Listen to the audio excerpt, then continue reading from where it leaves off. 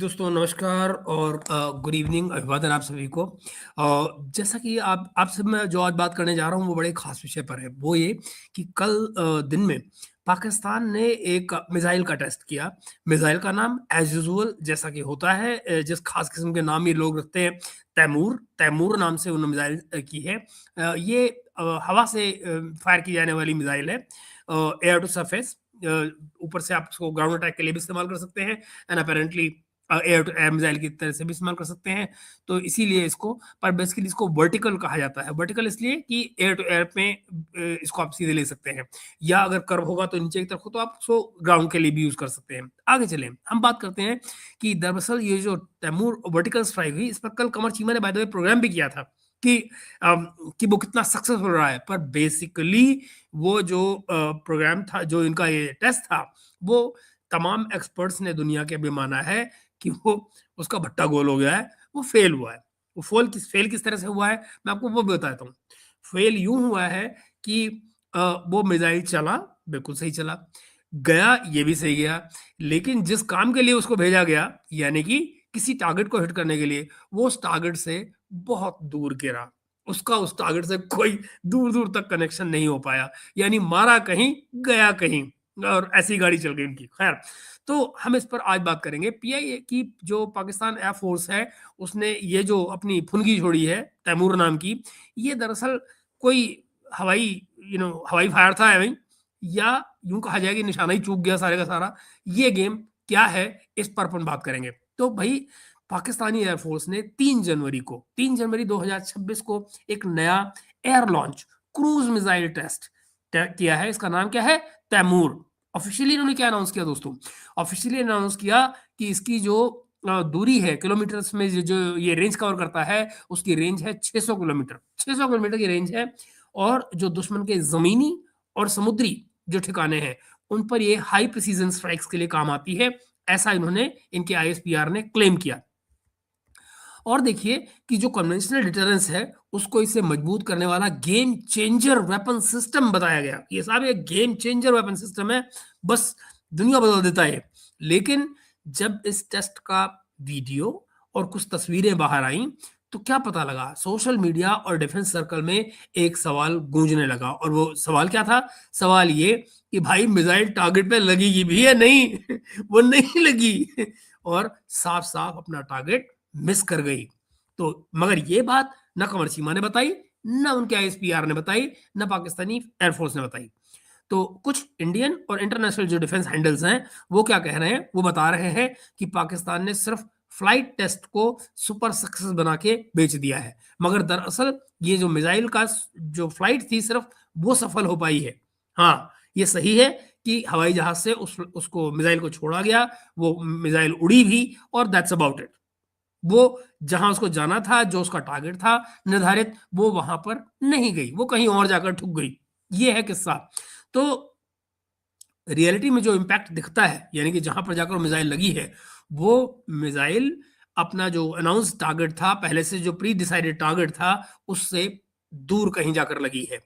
आज की इस लाइव स्ट्रीम में हम 3 मुद्दों पर बात करेंगे दोस्तों। वो क्या है कि दरअसल तैमूर जो है वो असल में है क्या। एक, इसकी रेंज, इसकी गाइडेंस, प्लेटफॉर्म, और पाकिस्तान किसको कॉपी कर रहा है या किसको काउंटर कर रहा है, उस पर भी अपन बात करेंगे। इसमें फिर स्कैल्प मिसाइल की भी बात आएगी एंड एसओएम्स की भी बात आएगी, वो भी हम करेंगे। वीडियो और तस्वीरों का जो इसमें जो जो फर्क लोगों को नजर आया है, उस पर भी अपन बात करेंगे, ताकि पता लगेगा कि हाँ, कोई सफल टेस्ट था भी या एमी निशाना चूका। दूसरी बात जो है वो देखने की है कि जो इंडिया और पाकिस्तान का एंगल है इसमें, वो क्या है। यानी अगर तैमूर सच में ऑपरेशनल हो जाता है, मान लीजिए आज नहीं तो कल सफल हो जाते हैं, और तो क्या ये वाकई में भारत के लिए कोई चुनौती बनता है, या कि इंडिया के पास पहले से ही इससे बेहतर सिस्टम मौजूद है?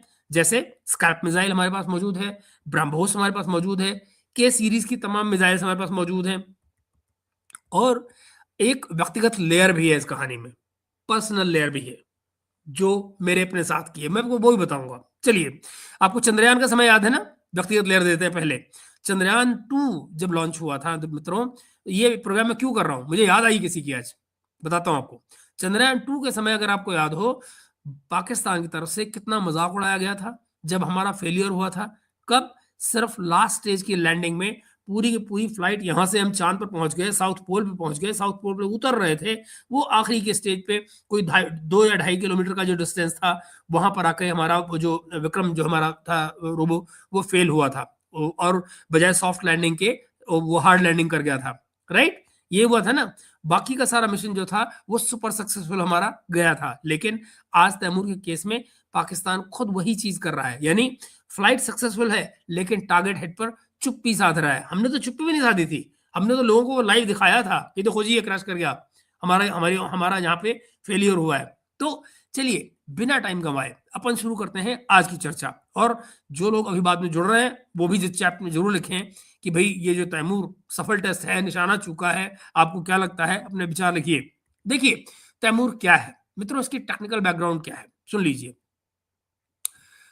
इसकी 600 किलोमीटर रेंज है इसकी, और ये मिराज और JF-17 इनसे फायर किया जाता है। आपको याद होगा कि मिराज के जो पुराने वर्जन हैं वो इनके पास मौजूद हैं। आई थिंक J5 वगैरह जो है, F5 वगैरह जो है वो मौजूद है इनके पास, पाकिस्तान के पास में। तो सबसे पहले बेसिक बातें साफ कर लेते हैं, और वो क्या है। तैमूर जो है वो एक एयर लॉन्च क्रूज मिसाइल है। इसको क्या कहते हैं, ALCM basically, air launch cruise missile, ALCM है ना। और मतलब ये किसी फाइटर जेट, यानी अभी के लिए पाकिस्तान का जो मिराज है, मिराज 3 बोलते हैं इसको, जो इनके पास है, तो मिराज 3 या फिर रोज या फिर JF-17, इनसे इनको फायर किया जाता है। इसकी रेंज पाकिस्तान एयरफोर्स और ISPR का ये कहना है कि तैमूर 600 किलोमीटर की रेंज रखती है। ओके, जमीनी और समुद्री टारगेट्स को 600 किलोमीटर के अंदर में हिट कर सकती है। 600 किलोमीटर की रेंज का मतलब ये निकला दोस्तों कि लॉन्च करने वाला जो जेट है वो दरअसल दुश्मन के एयर स्पेस में नहीं घुसेगा और स्टैंड ऑफ दूरी से फायर कर सकता है। वॉरहेड के बारे में जान लेते हैं। अभी तक जो जानकारी मिली हुई है हमारे पास ओपन सोर्सेस से, वो एक कन्वेंशनल वॉरहेड की मिसाइल है, ये जो जो तैमूर है, और इसको न्यूक्लियर डिलीवरी प्लेटफॉर्म के रूप में प्रोजेक्ट नहीं किया जा रहा है। दैट हार्डली मीन्स कि कन्वर्जन पॉसिबल नहीं होगा। So take it like that कि जब ये कहा जा रहा है कि इसको उस तरह से प्रोजेक्ट नहीं किया जा रहा है, दैट मीन्स प्रोजेक्ट नहीं किया जा रहा है, लेकिन हो सकता है इसको उस तरह से डेवलप भी किया जाए। इसकी जो फ्लाइट प्रोफाइल है वो क्या है। ISPR और पाकिस्तानी मीडिया कह रहे हैं कि जो तैमूर है ये बहुत लो ऑल्टीट्यूड पर ट्रेन हगिंग या सी स्किमिंग प्रोफाइल में उड़ सकता है, यानी जमीन या समुद्र की सतह के बहुत पास रहकर, यानी रडार और एयर डिफेंस को चकमा दे सकता है, ऐसा उनका कहना है। गाइडेंस और नेविगेशन को ले लो। ओपन सोर्स जो रिपोर्ट्स हैं उनके मुताबिक ये जो मिसाइल है तैमूर, ये मॉडर्न नेविगेशन और गाइडेंस सिस्टम से लैस है। इसका मतलब आमतौर पर ये होता है दोस्तों कि INS जो GPS या जो ग्लोनास या लंबी दूरी पर जो एक्यूरेसी बढ़ाने के लिए चाहिए होता है आपको टैरकॉम या DSMAC, इस तरह की जो सॉल्यूशंस हैं वो इसके पास मौजूद हैं। ओके, ओरिजिन क्या है इसका। कोई डिफेंस एनालिस्ट जो हैं वो मानते हैं कि तैमूर पाकिस्तान की जो पहले से मौजूद है राड, इनके पास जो मिसाइल है, या वो भी ALCM फैमिली का ही है, तो उसी का एक लॉन्ग लॉन्ग रेंज वेरिएंट है एक तरह से, जिसमें चीनी मदद शामिल है, और पश्चिम की डिजाइन की जो इंस्पिरेशन है वो बड़ी साफ नजर आती है। इसको काउंटर करने के लिए पाकिस्तानी आर्टिकल्स खुलकर लिख रहे हैं, देखिए कि तैमूर को MBDA के जो स्टॉर्म शैडो है या स्कैल्प है इजी, या टर्की का जो SOM है, इस तरह की जो मिसाइलों का डायरेक्ट कंपटीशन या काउंटर बताया जा रहा है। खासतौर पर जो भारत का रफाल और रफाल के साथ की जो उसकी मिसाइल है स्कैल्प, उस कॉम्बिनेशन को न्यूट्रलाइज करने के लिए इसको माना जा रहा है कि ये भारत के रफाल को, स्पेशली अगर JF-17 वगैरह में लगता है, और उसकी जो स्कैल्प मिसाइल है हमारे रफाल की, उसको ये काउंटर करने के लिए माना जा रहा है। ये हुआ टेक्निकल परिचय। अब देखिए कागज पर देखें अगर दोस्तों, तो तैमूर एक modern subsonic stealth cruise missile की तरह का लगता है, ये कोई खिलौना नहीं है। अब ये सवाल ये नहीं है कि ये कॉन्सेप्ट खराब है, अच्छा है ना। सवाल सिर्फ इतना सा है कि जो पहला टेस्ट दिखाया गया, क्या वो सफल टेस्ट था। ये है वो कहानी असली। तो टेस्ट की कहानी क्या है, देखिए इस टेस्ट की जो जो कल जो 3 तारीख को जो टेस्ट किया गया है उसकी क्रोनोलॉजी देख लीजिए। क्रोनोलॉजी क्या है, 3 तारीख को हुआ है मिराज और रोज जो फाइटर थे उनसे इसको लॉन्च किया गया है। कुछ रिपोर्ट्स में मिराज जो मिराज 3 का नाम आता है। जो ऑफिशियल बयान आया है पाकिस्तान का ISPR से, वो है कि Pakistan air force has successfully conducted a flight test of indigenously developed Taimur weapon system capable of engaging enemy land and sea targets with high precision at range of 600 kilometers। ये कहा है पाकिस्तान के ISPR ने। आगे कहते हैं equipped with state of art navigation and guidance system designed to fly at a very low altitude and evade hostile air and missile defense systems। ये उनका दावा है। ध्यान देने वाली बात क्या है कि वर्डिंग में हर जगह, जरा गौर कीजिएगा, वर्डिंग में हर जगह फ्लाइट टेस्ट, कैपेबल ऑफ तरह के शब्द डाले गए हैं। ये बचाव के तरीके हैं मित्रों, ये बड़े बचाव के तरीके हैं। कहीं भी ये नहीं लिखा है कि कौन सा स्पेसिफिक टारगेट था, कितनी डिस्टेंस पे था, डिक्लेयर्ड जो इम्पैक्ट पॉइंट था वो मिला या नहीं मिला, वहां पर हिट हुआ या नहीं हुआ, ये किसी ने नहीं बताया। ना ही ये बताया कि सारे के सारे पैरामीटर्स जो हैं वो मीट हुए या नहीं, और आखिर में मिस डिस्टेंस जो हुआ वो कितना हुआ, इन केस हुआ, कोई बात नहीं की जा रही है इसके बारे में।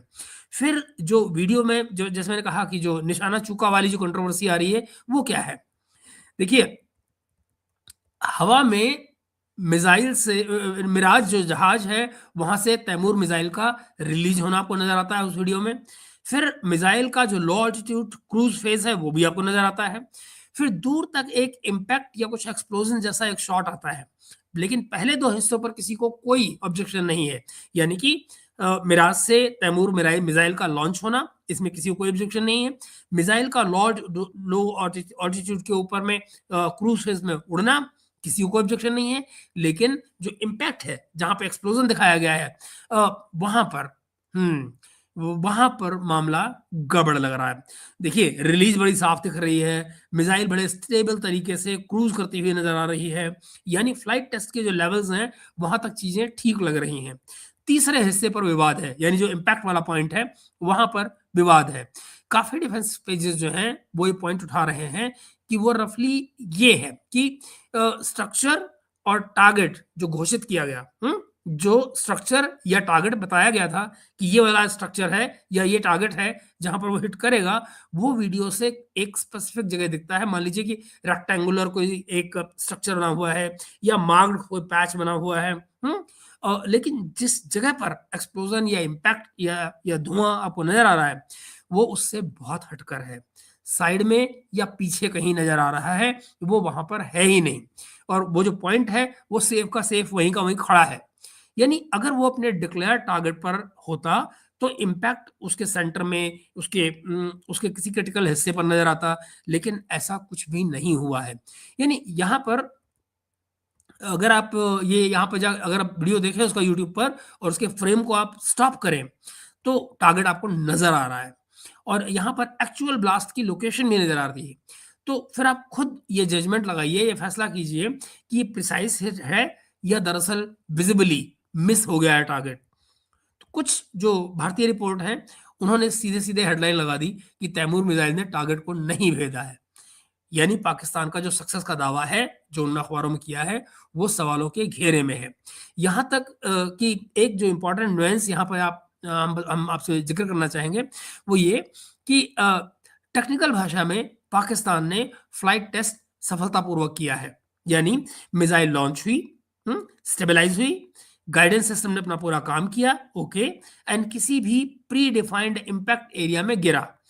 लेकिन पब्लिक नैरेटिव में इसे वो कैसे बेच रहे हैं जैसे कि कोई पिन पॉइंट टारगेट हिट कर दिया गया हो और उसका डेमोन्स्ट्रेशन भी कर दिया गया हो। ये सच नहीं है, ये वो झूठ बोल रहे हैं, क्योंकि ये बात वीडियो में देखकर साबित नहीं होती है। अब आप हम चलते हैं उस बात को जिसकी मैं आपसे बात कर रहा था, चंद्रयान 2 की, और उससे क्या पैरेलल है जरा ये देख लीजिए।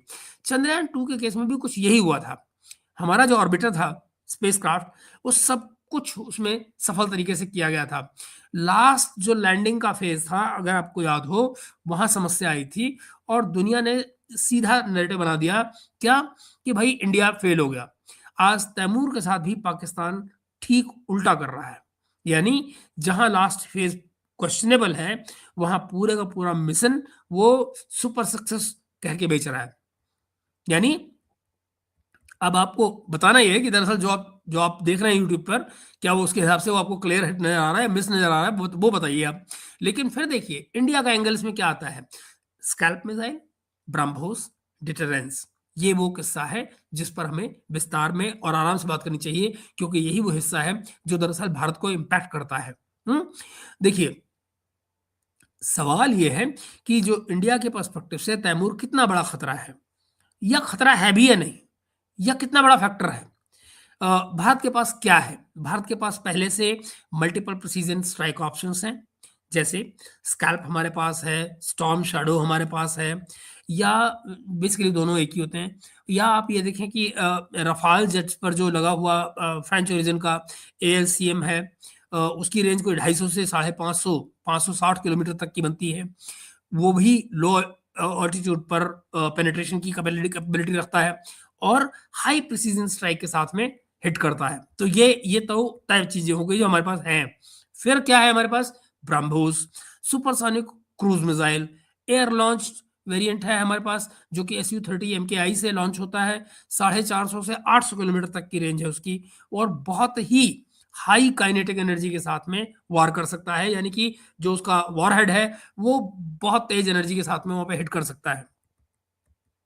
फिर हमारे पास है निर्भय, यानी निर्भय और उसके साथ में क्या है, निर्भय क्या है, वो ITCM टाइप की सबसोनिक क्रूज मिसाइल है basically. So long range land attack role के लिए लैंड अटैक रोल के लिए सारी डेवलप हो रही हैं।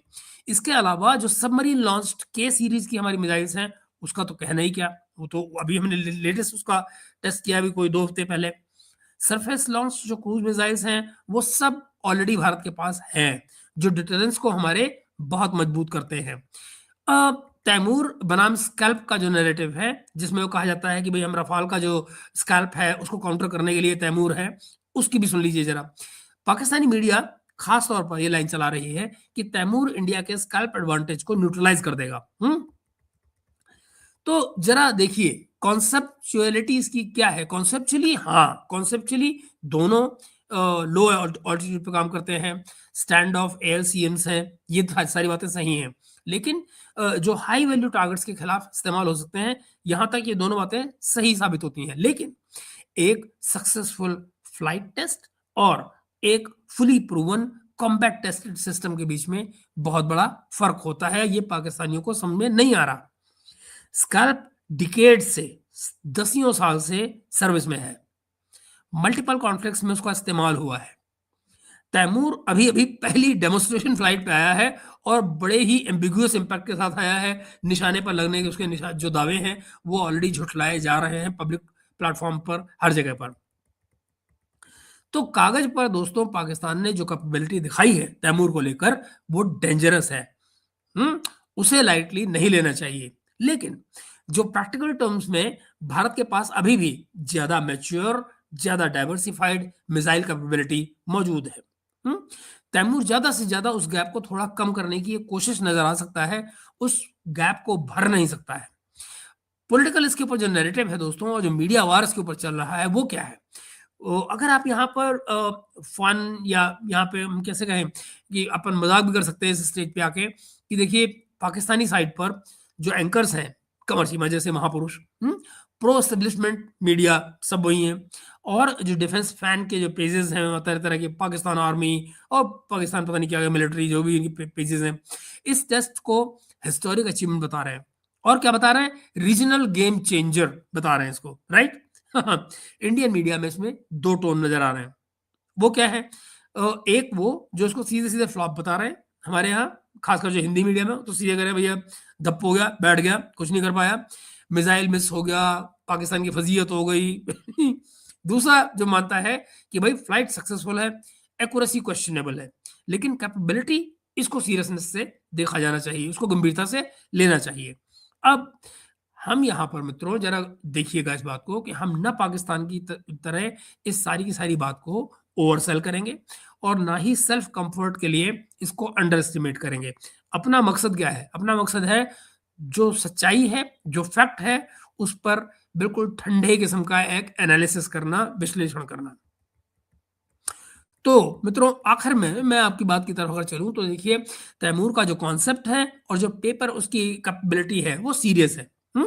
और 600 किलोमीटर की, जैसे मैंने बताया आपको, रेंज है उसकी, लो ऑल्टीट्यूड पर एयर लॉन्च क्रूज़ मिसाइल है, कन्वेंशनल डिटरेंस है, उसका आर्किटेक्चर का हिस्सा साफ नज़र आ रहा है आपको। और फिर जो 3 जनवरी का टेस्ट है, यानी फ्लाइट लेवल पर सफल, टारगेट हिट पर सवालिया निशान।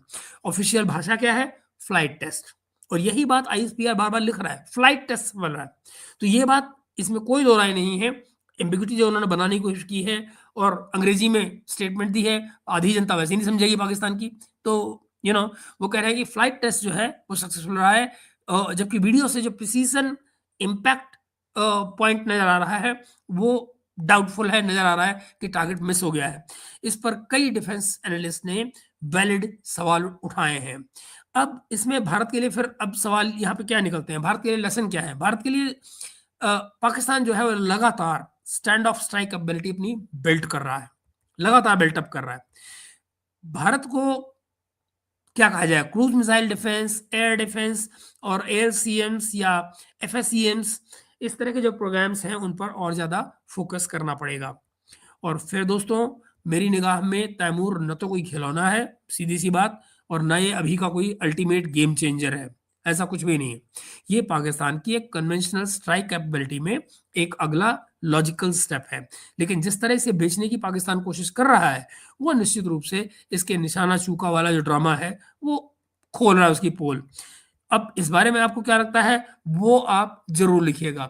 इसके अलावा एक और विषय है जिस पर मुझे आपसे ज़रूरी बात करनी है और जिस पर इस समय दुनिया भर में चर्चा चल रही है। वो क्या है?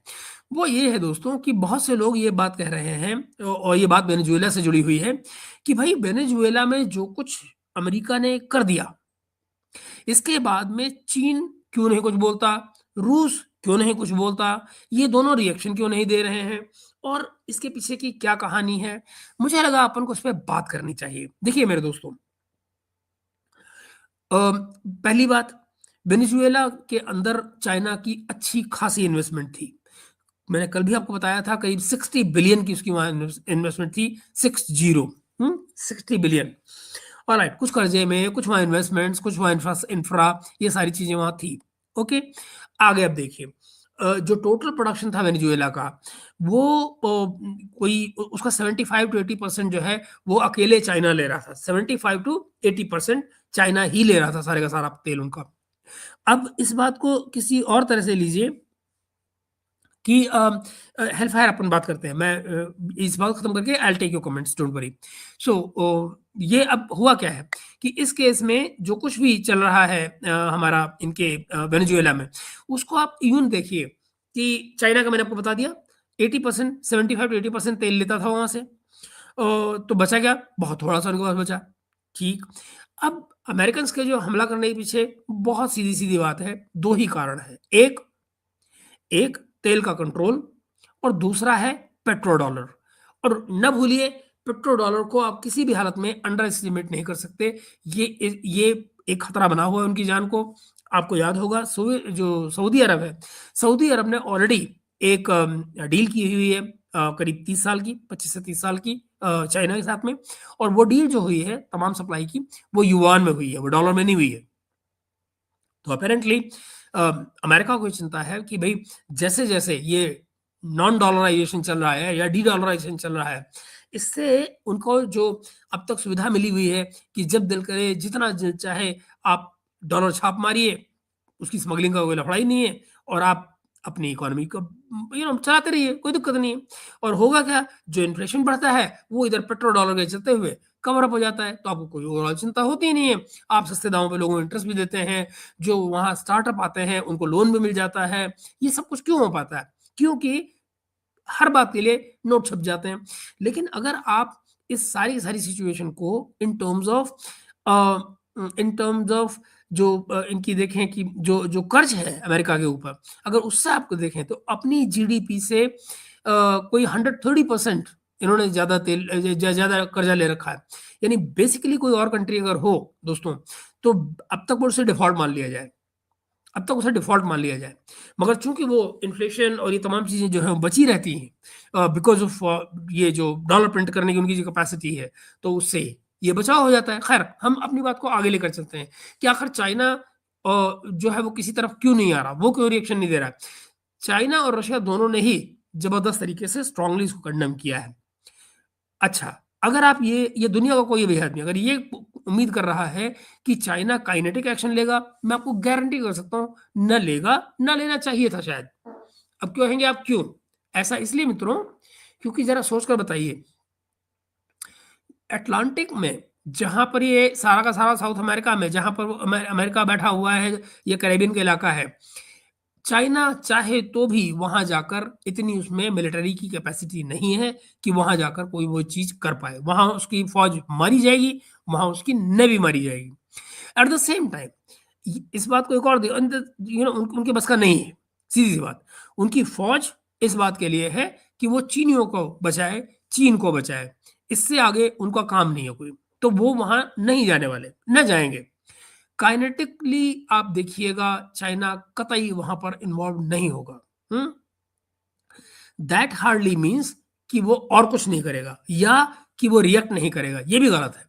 रिएक्ट वो ज़रूर करेगा, लेकिन वो रिएक्ट करेगा उन जगहों पर वेयर इट हर्ट मोस्ट जहाँ पर वो अमेरिका को चोट पहुँचती है। फॉर एग्ज़ाम्पल ट्रेड, वो अमेरिका को ट्रेड में लटकाएगा। आप ये देखिए पिछले दिनों में चाइना और अमेरिका के बीच का जो ट्रेड है वो कंटिन्यूअसली कम हुआ है, एक बात। दूसरी बात ये कि जिस वक़्त ये तेल इनका ट्रेड जो है वो आपस में कम हो रहा था, ठीक उसी वक़्त जो अमेरिका के दूसरे साथी रहे हैं कभी यूरोप हुआ या इवन कनाडा हुआ, आप देखिए इनके साथ में उसका ट्रेड बढ़ रहा है। So that gives you an indication कि ये गाड़ी जा कहाँ रही है। और इसको लेकर अमेरिका को भी चिंता है। एक और चीज़ भूलिए याद रखिएगा अ, ट्रंप ने भी बार-बार ये बात कही है कि वो बोथ चाइना और रशिया दोनों से अपनी नज़दीकी और अपने संबंधों को ठीक करना चाहता है, नज़दीकी बढ़ाना चाहता है, संबंधों को ठीक करना चाहता है। तो दैट मीन्स एक कि चाइना की अमेरिका से, रशिया की अमेरिका से या अमेरिका की चाइना और रशिया से किसी भी तरह से लड़ाई का कोई इरादा नहीं, एक बात। दूसरी बात, ऐसा लड़ भी नहीं सकते। ठीक वैसे ही जैसे चाइना अटलांटिक में जाकर अमेरिका या कैरिबियन के इलाके में नहीं लड़ सकता है, ठीक उसी तरह से अमेरिका भी और ये बात आप समझ लीजिए, अमेरिका भी साउथ चाइना सी में आकर चाइना पर हमला नहीं कर सकता है। उसकी भी कैपेसिटी नहीं है। ये आप जान लीजिए। ये कहना ये कहना कि चाइना कुछ नहीं कर रहा है, चाइना इसलिए नहीं कर रहा है क्योंकि चाइना सेफ है। ठीक वैसे ही जैसे अपनी बैकयार्ड में अमेरिका सेफ है। तो और बाय द वे अगर अमेरिका के साथ में उलझते हैं चाइना और रशिया दोनों या एक कोई भी, तो ये आप मानिए ये म्यूचुअली अश्योर्ड डिस्ट्रक्शन होगा क्योंकि ज़रा सी ही देर में दोनों ही जिस तरह की कैपेबिलिटी रखते हैं, उसमें ये बात तुरंत मिसाइल पर चली जाएगी, न्यूक्लियर मिसाइल्स पे चली जाएगी। और उसका मतलब सिर्फ ये नहीं होगा कि कोई अमेरिका खत्म होगा या कोई या कोई चाइना खत्म होगा। वो फिर दुनिया ही नहीं बचेगी इस सारे चक्कर में। तो इसलिए चाइना चाइना जो है वो कभी भी इस खेल में नहीं पड़ेगा। They will not opt for this kind of an option जहाँ पर इतना बड़ा खतरा इनफैक्ट मैं आपको ये बता दूँ कि चाइनीज़ इस किस्म की लड़ाई से कितना डरते हैं और उसका बड़ा एग्ज़ाम्पल है कारगिल की लड़ाई। जहाँ पर उन्होंने मुशर्रफ के होटल रूम से चाइना में जो रिकॉर्डिंग्स निकाल कर बाहर निकाल दी थी, पास ऑन कर दिया था। वो इसीलिए किया गया था because they do not want a kinetic game to start so close by इतनी नज़दीक। तो ये वो खेल है। दूसरी बात एक और बनती है दोस्त कि जो अब इवन रशिया की भी आप बात ले लीजिए। रशिया भला इस खेल में कैसे पड़ेगा? रशिया ने इन्वेजन कहाँ किया है अब तक? यूक्रेन में। 2019 अगर उन दो 1992-93 अगर आप लेट्स से लार्जर स्केल पे 1994 से आप देख लीजिए 1994 से लेके 2007 तक तो रशिया जो है बैठकर इंतज़ार ही कर रहा था। सिर्फ यही इंतज़ार कर रहा था कि भई मत आओ हमारे नज़दीक, भई नेटो को मत लाओ हमारे नज़दीक, हमें तकलीफ होएगी, हम रिटेलिएट करेंगे, यहाँ मत आओ, यही सब चलता रहा। 2007 की जो म्यूनिख वाली जो सिक्योरिटी कॉन्फ्रेंस थी, हुँ? वहाँ आप ट्रंप की स्पीच सुन लीजिए, वो बार-बार कह रहा है कि there is a red line, you can not come that close to us. आप नहीं आ सकते हमारे नज़दीक इतना नेटो लेकर, बट नहीं माने नेटो वाले। उनकी अपनी स्ट्रैटेजी थी, उनका अपना जो जो फट्टा था, उनका फंडा था वो था, और उसके चलते यूक्रेन इन्वेड हुआ। और आज की तारीख में यूक्रेन की क्या हालत है वो आप बखूबी जानते हैं। ये जो बड़बोलापन यूक्रेन कर रहा है, आपको क्या लगता है कि वो जो कह रहा है कि मदुरो की तरह से पुतिन को पकड़ो, आई मीन जरा सोचो। और कल को अगर पुतिन यही तय कर ले कि हमको यूक्रेन में जब जा हम खड़े ही हैं, यूक्रेन में तो लड़ ही रहे हो, और वो ये तय करें कि अब हमको इसे पकड़ना है, फिर क्या, कितनी देर लगेगी और कौन बचाएगा इनको? कोई भी नहीं। तो मैं कहने की कोशिश ये कर रहा हूँ कि अमेरिका तो इन्हीं इन्हीं केस यूक्रेन से बाहर निकल गया है। तो आप ये देखिएगा कि न तो रशिया इस खेल में काइनेटिक फॉर्म में आना चाहेगा, न चाइना इसमें आना चाहेगा। दोनों का ही इस लड़ाई से कोई सीधा-सीधा लेना-देना है नहीं, ठीक है ना? और मगर और कैपेसिटी का भी बात है। मतलब बेसिकली रशिया तो ऑलरेडी यूक्रेन में जिस तरह से उलझा हुआ है, वहाँ से निकल कर कहीं और जाए, वो पॉसिबल ही नहीं है। और चाइना, वो काइनेटिकली लड़ेगा ही नहीं, कोई मतलब ही नहीं होता उसका। इनफैक्ट सो मच सो कि चाइना इतना फोकस करना चाह रहा है अपनी सिक्योरिटी पर, जो मैंने आपसे उस दिन बताया कि वो उन्होंने तो जीपीएस की फरमाइश की है। इंडिया और चाइना के बीच में इस समय बात चल रही है कि हमारी फौजों को आमने-सामने आना ही नहीं चाहिए, और वो उसके लिए जीपीएस के मैप मैप पे चीज़ों को डिज़ाइन करने की कोशिश कर रहे हैं कि हमारी बाउंड्री जो है वो उसमें आ जाए, ताकि हम फिर हमारी फौजें फेस ना करें एक-दूसरे को। ये सारा सिलसिला चल रहा है। तो लेट्स सी कि where we end up, but China has nothing to gain by getting into it. What they will do, वो डेफिनेटली यूएन में जाएंगे, वो डेफिनेटली यूएन में हल्ला मचाएंगे। मगर मैं आपको बता दूं अगेन, कोई फर्क नहीं पड़ता है अमेरिका पे, इसका कोई फर्क नहीं पड़ेगा कि आप कि यूएन में कितना चिल्लाए जाएंगे। दूसरी बात, इस सारे घटनाक्रम से एक और बात जो पता लगती है वो ये कि खुद यूएन एज अ बॉडी कितना कमजोर, कितना सड़ गया है। उसमें उसकी कुछ कर पाने की जो उम्मीद है वो कोई है ही नहीं। तीसरी बात फिर एक और देखिए, and the same applies to Russia also. Russia कहीं भी यूक्रेन से बाहर निकलकर नहीं जाने वाला है, उसको कहीं जाने की जरूरत नहीं है। अंदर उसको करने के लिए बहुत कुछ पड़ा हुआ है। जहां तक बची बात इसकी वेनेजुएला की, वेनेजुएला का किस्सा दोस्तों एक ये भी है ना कि आप देखें जो उनका तेल का भंडार है वो लगभग 300 बिलियन से कहीं ज्यादा बनता है जाकर, यानी कि वो कह रहे हैं कि जो स्टॉक्स हैं, जो ऑयल के भंडार हैं, अगर आप सऊदी अरब और अमेरिका के मिला दें, अमेरिका और सऊदी अरब के तमाम तेल के भंडार मिला दें, तो भी कुल मिलाकर जो तेल है वो उनके पास इससे ज्यादा है, वेनेजुएला के पास। तो आप भला मुझे बताओ अमेरिका की लार क्यों नहीं टपकेगी? और अमेरिका कौन सा यहाँ रुकने वाला है? अमेरिका इसके बाद में अभी ईरान की बात करेगा, फिर वो क्या है मेक्सिको की बात करेगा या क्यूबा की बात करेगा, ग्रीनलैंड में जाएगा। ये तमाम टारगेट्स हैं, ये तमाम के तमाम टारगेट्स हैं। मुझे खतरा कुछ और भी नजर आ रहा है, और अगेन मैं फिर इस स्टेज पे आपसे रिक्वेस्ट करूंगा दोस्तों, मेरी इस बात को, आप मेरे रेगुलर दोस्त हैं सारे के सारे, इस बात को याद रखिएगा जो मैं आज कह रहा हूँ। इस बात को याद रखिएगा जो मैं आपसे आज कह रहा हूं। Trump will find the way to postpone mid term election next this year. ये नवंबर में होने वाला जो मिड टर्म इलेक्शन है, आप देख लीजिएगा, वो कोई ना कोई बहाना नेशनल सिक्योरिटी का निकालेगा तब तक आके, और वो कहेगा ना भैया इलेक्शन ही नहीं होंगे। उसका कारण क्या है? क्योंकि उसको पता है वो हार रहा है, उसको पता है वो मिड टर्म इलेक्शन हार जाएगा, वो मिड टर्म इलेक्शन होने ही नहीं देगा। एक बात। इसके अलावा एक और बात आप देख लीजिए, जो जो कि ट्रंप खुद कह रहा है, मैं नहीं कह रहा हूं, वो आप ये देख लीजिएगा कि कि वो तो ये कह रहा है कि भाई मैं कोई ना कोई तरीका निकालूंगा जिससे मैं तीसरी बार भी प्रेसिडेंट बनूंगा। अब तीसरी बार प्रेसिडेंट बनने का जो ऑप्शन है वो अमेरिका के कॉन्स्टिट्यूशन में है ही नहीं, मगर फिर भी ट्रंप कह रहा है मैं बनूंगा। तो भाई प्रॉब्लम क्या है कि सिस्टम ने प्रेसिडेंट को जिस तरह की ताकतें दे रखी हैं, न जाने वो कौन सा अमेंडमेंट लेकर आएगा और कौन सा एक्सक्यूज निकालेगा, बट ऐसा कुछ भी नहीं है जो अमेरिका में अमेरिका का प्रेसिडेंट करना चाहे और ना कर पाए। तो आपको उसकी तरफ भी ध्यान देना है। तो मुझे लगता है ये है कि basically Trump has his own things to do.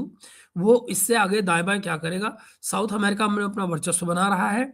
यहाँ का जो इलाका है वो चाइना को कह देगा भैया तुम एशिया में अपना भुगतो, जो तुम्हें जो करना है, कोई ताइवान लेना है, कोई कुछ करना है, जो करना है करो। और बची बात रशिया की, रशिया यूक्रेन को खा ही रहा है, वो तो कोई लफड़ा ही नहीं। वो तो यूक्रेन भैया का क्या बने, इसका क्या नाम है, उसका जेलेंस्की का क्या बनेगा मैं नहीं जानता। वो किसी दिन भाग भूग जाए कहीं पे, anything is possible, you never know. But इस सारे के सारे खेल में मैं आपको बताना ये चाह रहा था कि ये उम्मीद किया जाना कि चाइना जो है वो काइनेटिक फॉर्म में इन्वॉल्व हो इस सारी की सारी लड़ाई में, वो ना हो सकता है, ना होना चाहिए। हर एक मुल्क अपने लिए ज़िम्मेदार हो सकता है। उसकी जो फ़ौज है, वो अपनी जनता की प्रोटेक्शन के लिए हो सकती है। पर ये उम्मीद की जानी कि वो किसी और के लिए मरने-मराने को चली जाए, तो वो अमेरिका करता है, एक बात। दूसरी बात ये भी आप जानिए कि अगर चाइना की फ़ौज चली भी जाती है वेनेज़ुएला, तो आपको क्या लगता है कि उसके आस-पास चाइना को बचाने के लिए वहाँ कौन आएगा? अगर कोई मुश्किल आती है तो? कोई भी नहीं। वो मगर अगर अमेरिका यहाँ पे फँसता है, तो आप ये देख लें, फ़िनलैंड में फ़िलीपींस में उसके लोग बैठे हुए हैं, जापान में उसके लोग बैठे हुए हैं, जापान में 10-15 हज़ार की फ़ौज बैठी हुई है उसकी। सिमिलरली इंडोनेशिया में भी उसके लोग बैठे हुए हैं। तो आप ये देखिए, यहाँ बहुत सारा इलाका, डियोगो गार्सिया में उसके लोग बैठे हुए हैं। तो बेसिकली इंडियन ओशन के आस-पास में अमेरिका के पास बहुत सारे अड्डे हैं, जहाँ पर उसकी फ़ौजें मौजूद हैं। मगर the same can not be said about China. ये उसको लेकर नहीं कही जा सकती बात। तो ये वो सी खेल है जिसकी वजह से मुझे नहीं लगता कि चाइना इस खेल में पड़ेगा, काइनेटिक फॉर्म में इन्वॉल्व होना। Yet at the same time वो ये ज़रूर चाहेगा कि सम वो ये जो लड़ाई है उसमें वो उस इलाके में जाकर न लड़े। हाँ, जिस तरह से चाइना वहाँ जाकर नहीं लड़ेगा, आप ये भी तय मानिए कि अमेरिका भी यहाँ आकर इंडियन ओशन में, साउथ चाइना सी में या चाइना के बॉर्डर पर आकर कभी नहीं लड़ेगा। उसको पता है वो यहाँ आकर चाइना को नहीं हरा सकता, किसी हालत में नहीं हरा सकता। तो ये वो बातें हैं जिनको हमें व्यावहारिक रूप से समझने की ज़रूरत है। कई बार हम लोग क्या होता है, इमोशनल हो जाते हैं। इमोशनल होकर सोचते हैं कि नहीं, ये नहीं होगा तो विश्व का जो क्या कहते हैं वर्ल्ड ऑर्डर खराब हो जाएगा, दिस एंड दैट। कुछ नहीं दोस्त, कुछ नहीं। दरअसल सच्चाई ये है कि अगर आपके पास हार्ड पावर है, तो वो है एंड एक्सेप्टेड। बट ये भी सही है कि ये हार्ड पावर प्योर अपने आप में लॉन्ग रन में किसी चीज़ को दबा के रख पाए, ये भी बड़ा मुश्किल है। हो नहीं पाता वो भी। तो let's C which way it goes. But honestly speaking दोस्तों, ये बड़ा ही फ़ैसिनेटिंग है। चाइना और रशिया को आप ये मान लीजिए कि अच्छा हाँ, एक बात इसमें जो एंगल जोड़ना रह गया आपके लिए, वो ये कि इस सब में जिस बात से अमेरिका डर रहा है, डीडॉलराइजेशन, उसका प्रोसेस तो ऑलरेडी चल निकला है और वो प्रोसेस चल रहा है ब्रिक्स के अंदर। और आप ये देखिएगा कि आने वाली जो ब्रिक्स की समिट होगी दिल्ली में या इंडिया में कहीं भी, तो आप पाएंगे कि फिर उसका इम्पैक्ट कितना आएगा। आप देखिएगा कि इसका इम्पैक्ट बहुत बड़ा आएगा। अच्छा, प्लस अगर आपको याद हो, मैंने आपके साथ जब नेशनल सिक्योरिटी स्ट्रेटजी डिस्कशन किया था, मैं कोशिश करूँगा कि वो वीडियो मैं एक बार फिर से निकाल लूँ और आपके साथ दोबारा डिस्कस करूँ कल सवेरे को। वो जो नेशनल सिक्योरिटी स्ट्रेटजी का जो आइडिया था, जिसमें मैंने 2 चीज़ें आपको बताई थी। एक, वो जो अमेरिका ने रिलीज़ की है नेशनल सिक्योरिटी स्ट्रेटजी। एक और जो ट्रंप की नेशनल सिक्योरिटी स्ट्रेटजी थी, जो रिलीज़ नहीं की गई थी, बल्कि लीक की गई थी। और मैंने उस लीक करने वाली पे आपको बहुत डिटेल में बात की थी आपसे, और मैंने आपको कहा था कि देखो इसके इरादे क्या हैं ट्रंप के। तो वहाँ जो देखिएगा आपको क्या आया था, चाइना और उसके आस-पास का तमाम इलाका छोड़ दिया गया था एक सेम सेम कलर में कि भई ये चाइना सँभाले, नीचे इंडिया, उसमें आपने देखा होगा नेपाल, भूटान सब उसने गायब कर दिए थे। एक सीधा येलो जो हमारा जो भगवा रंग है वो दिखा दिया था कि भई ये सारा ये सँभालेंगे, और ऊपर अमेरिका, उधर वो रशिया अपना लेके बैठा हुआ है। तो ये वो तमाम, अगर उस सिक्योरिटी स्ट्रेटजी को हमें दोबारा देखना होगा, मैं कोशिश करूँगा कि कल ही आपके साथ सवेरे उसको डिस्कस कर लूँ, तो आप पाएँगे कि ये चीज़ें उस तरफ जाती हुई नज़र आ रही हैं। हालाँकि नेशनल सिक्योरिटी के हिसाब से वो चीज़ें उसमें शामिल नहीं थीं, जो ऑफ़िशियल नेशनल सिक्योरिटी अमेरिका की लागू की गई थी, ये दिखाई गई थी, बताई गई थी। अ, वहाँ भी अगर आप देखिए नेशनल सिक्योरिटी स्टडी जो रिलीज़ की गई है, जो ऑफ़िशियली रिलीज़ की गई है, वहाँ भी चाइना को दुश्मन नहीं बताया गया है। ये बड़ा इंटरेस्टिंग है ना? चाइना को वहाँ दुश्मन नहीं बताया गया है, कॉम्पिटिटर बताया गया है। तो वो कॉम्पिटिशन के लिए तो चाइना हमेशा तैयार है। करो कॉम्पिटिशन जितना करना है, और लेट्स सी ये सारा का सारा खेल फिर कहाँ चलता है। पर मित्रों, मैं आपसे सिर्फ ये कहना चाहूँगा आज के कि मैं इससे पहले कि आपके कमेंट्स की तरफ जाऊँ, ये 2 मुद्दे हैं जिन पर गौर सोचिएगा। वेनेजुएला जल्दी जाने वाला नहीं है। ये आप जान लीजिए, वेनेजुएला की समस्या कहीं जाने वाली नहीं है, ये मुबाएँ यहीं खड़ी रहेगी। और रशिया ने भी इस बीच में फ़रमाइश कर दी है मदुरो को रिलीज़ करने की, चाइना ने भी की है। वो कितना सुनेगा जो पागल ट्रंप है, मैं नहीं जानता उसको। लेकिन ये तय है कि दुनिया के तमाम देश इस घटना के बाद में सोचने के लिए मजबूर हो गए हैं कि दरअसल ये चीजें कहाँ जाएंगी, कल को कौन सुरक्षित होगा, कौन ये कह सकता है कि नहीं मेरी सॉवरेनिटी को कोई ब्रीच नहीं करेगा। भाई बचने बचाने के चांस उसी के होंगे जिसके पास मारक क्षमता होगी, बड़ी सीधी सी बात है। मगर इस सारी बात को लेकर एक और बात जान लीजिए, वो लोग फॉर एग्जांपल एक पाकिस्तान में पत्रकार है, उनका नाम है फहाद हुसैन। फहाद हुसैन ने ये कहा हैंडकफ्ड मधुरो की तस्वीर दिखाते हुए कि देखो जी ये हो सकता है हार्ड पावर से, तो हमको चाहिए कि हम पाकिस्तान की मिलिट्री को और ज्यादा मजबूत करें। वो कह रहे हैं हम पाकिस्तानी मिलिट्री को और ज्यादा मजबूत करें।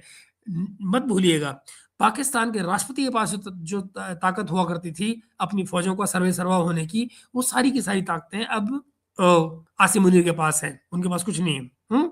तो अब आप जरा कल्पना कीजिए कि इतनी सेंटर्ड जो पावर आ गई है मिलिट्री की आसिम मुनीर के पास में, उसमें और बढ़ोतरी की बात की जा रही है कि भैया और हथियार लाओ इनके लिए, और चीजें लाओ, और जबकि पब्लिक की ऐसी तैसी हुई पड़ी है, इकोनॉमी का भट्टा बैठा हुआ है। इस साल मैं 24 कह रहा था, लेकिन कल कुछ पाकिस्तानी अखबारों ने न जाने कौन सा हिसाब लगाया है, वो 34 बिलियन की बात कर रहे हैं। मेरी नॉलेज के मुताबिक करीब 24 बिलियन इनको चाहिए अगर ये अपनी इंस्टॉलमेंट्स को पे करना चाहते हैं। But I don't see there is any chance as of now. और कितने लोग उसको रोल ओवर देंगे नहीं देंगे, ये सब कुछ वो बातें हैं जहां पर जियो पॉलिटिक्स आ जाती है। भाई कितना रोल ओवर, कोई रोल ओवर देगा या नहीं देगा, देगा तो किस किस चीज के अगेंस्ट देगा, बदले में आपसे क्या मांगेगा, ये तमाम ऐसे मुद्दे होंगे जो आने वाले समय में खड़े होने वाले हैं। तो आप देखिएगा कि पाकिस्तान की भी हालत, जो लोग वहां सेलिब्रेट कर रहे हैं, वहां तो कल इस बात को लेकर परसों खुशियां मनाई गई हैं कि वेनेजुएला को देखो हमारे ट्रम्प भैया ने क्या कर दिया कमाल। तो वो ट्रम्प भैया किस किस और के साथ में और क्या क्या करेंगे, ये बस आने वाला समय ही बताएगा। और उनके जो इंटरेस्ट हैं वो कब किसके साथ से कहाँ जुड़ जाए या कट जाए, ये भी कोई नहीं जानता है। तो जो आज के राजा बन रहे हैं वो कल के रंक बन जाएंगे। इसमें किसी को कोई किसी को ज्यादा परेशान होने की जरूरत नहीं है, वो दिन बड़े आराम से आ सकते हैं अगर आप ट्रंप की संगत में हैं। तो मित्रों ये थी वो कुछ बातें। मैं चलता हूं आपके साथ, अब आपके कमेंट्स को ले लेता हूं ताकि फिर एक अच्छी बातचीत हो जाए बिना प्रोग्राम को लंबा किए हुए। ओके ओके ये लीजिए सर, ट्रैवल एडवाइजरी जारी हुआ है ईरान के लिए, इंडियंस के लिए। बिल्कुल सही। क्या कुछ होने वाला है ईरान में? बिल्कुल होने वाला है चंदन।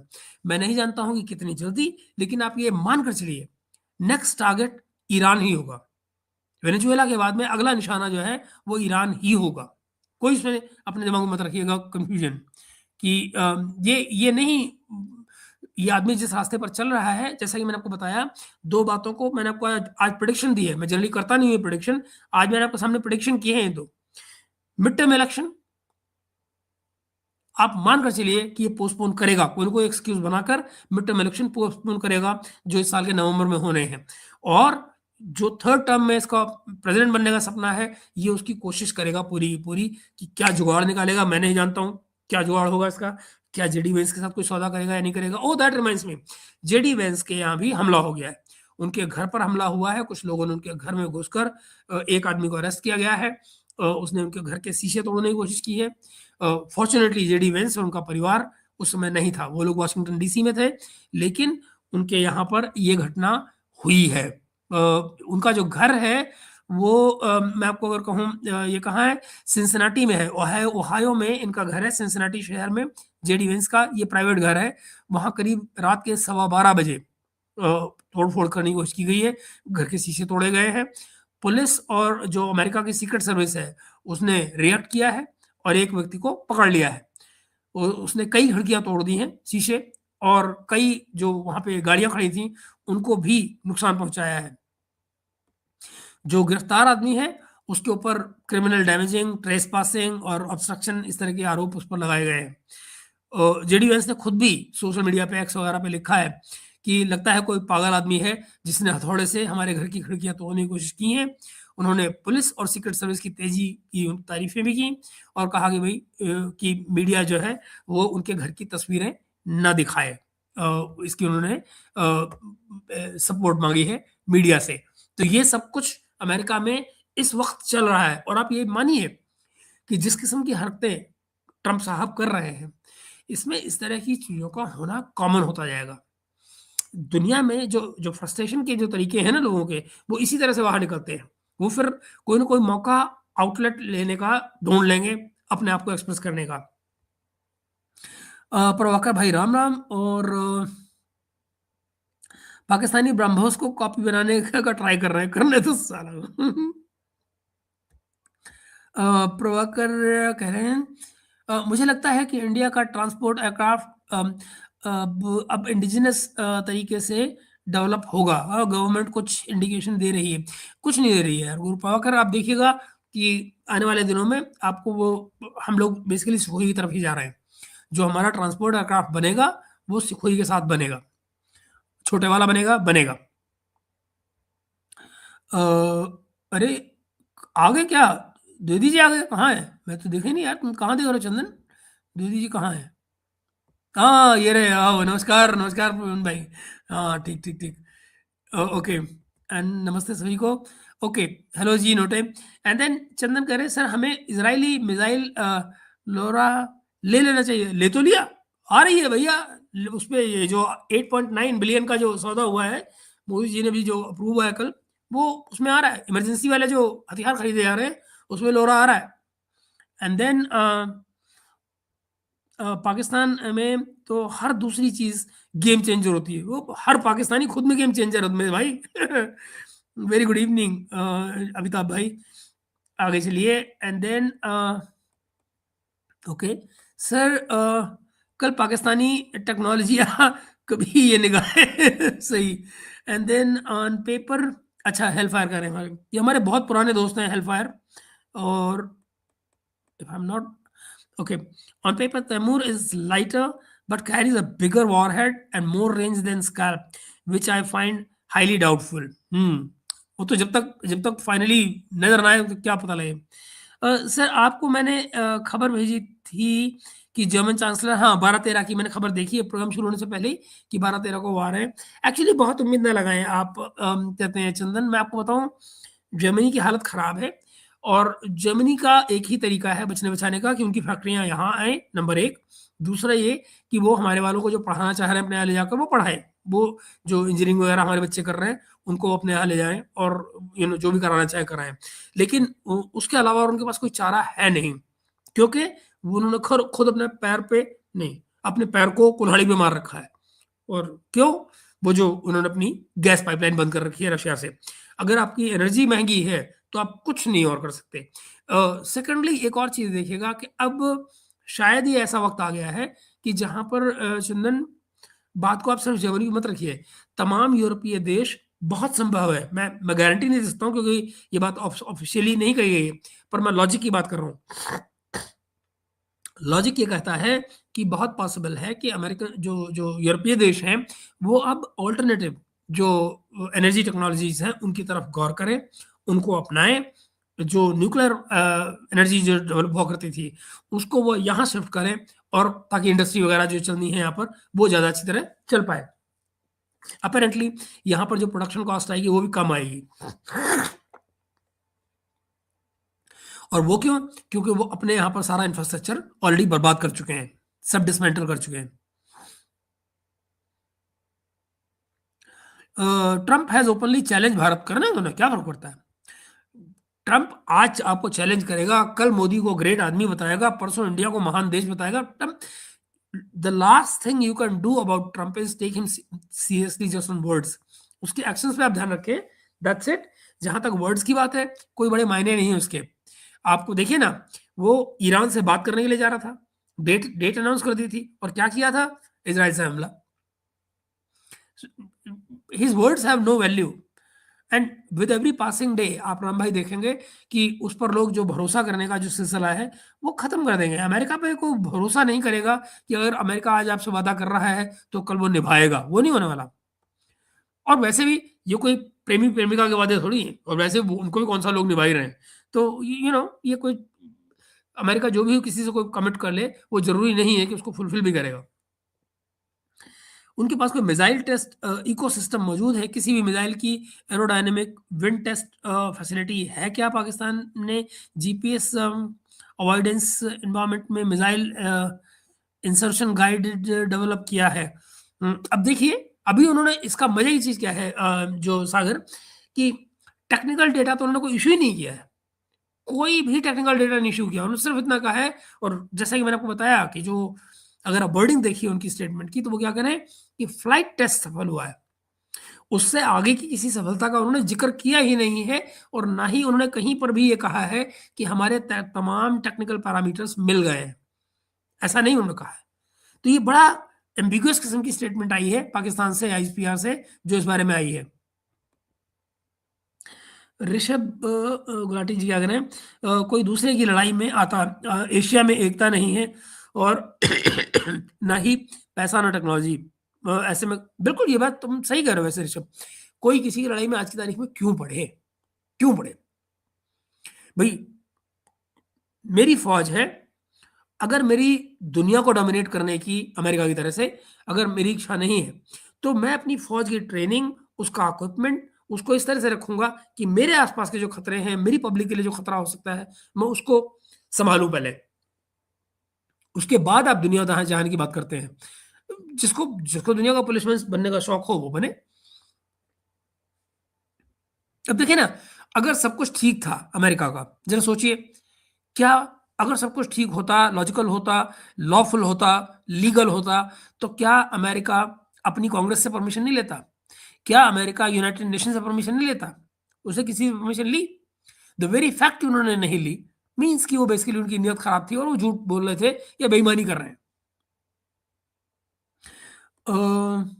Okay.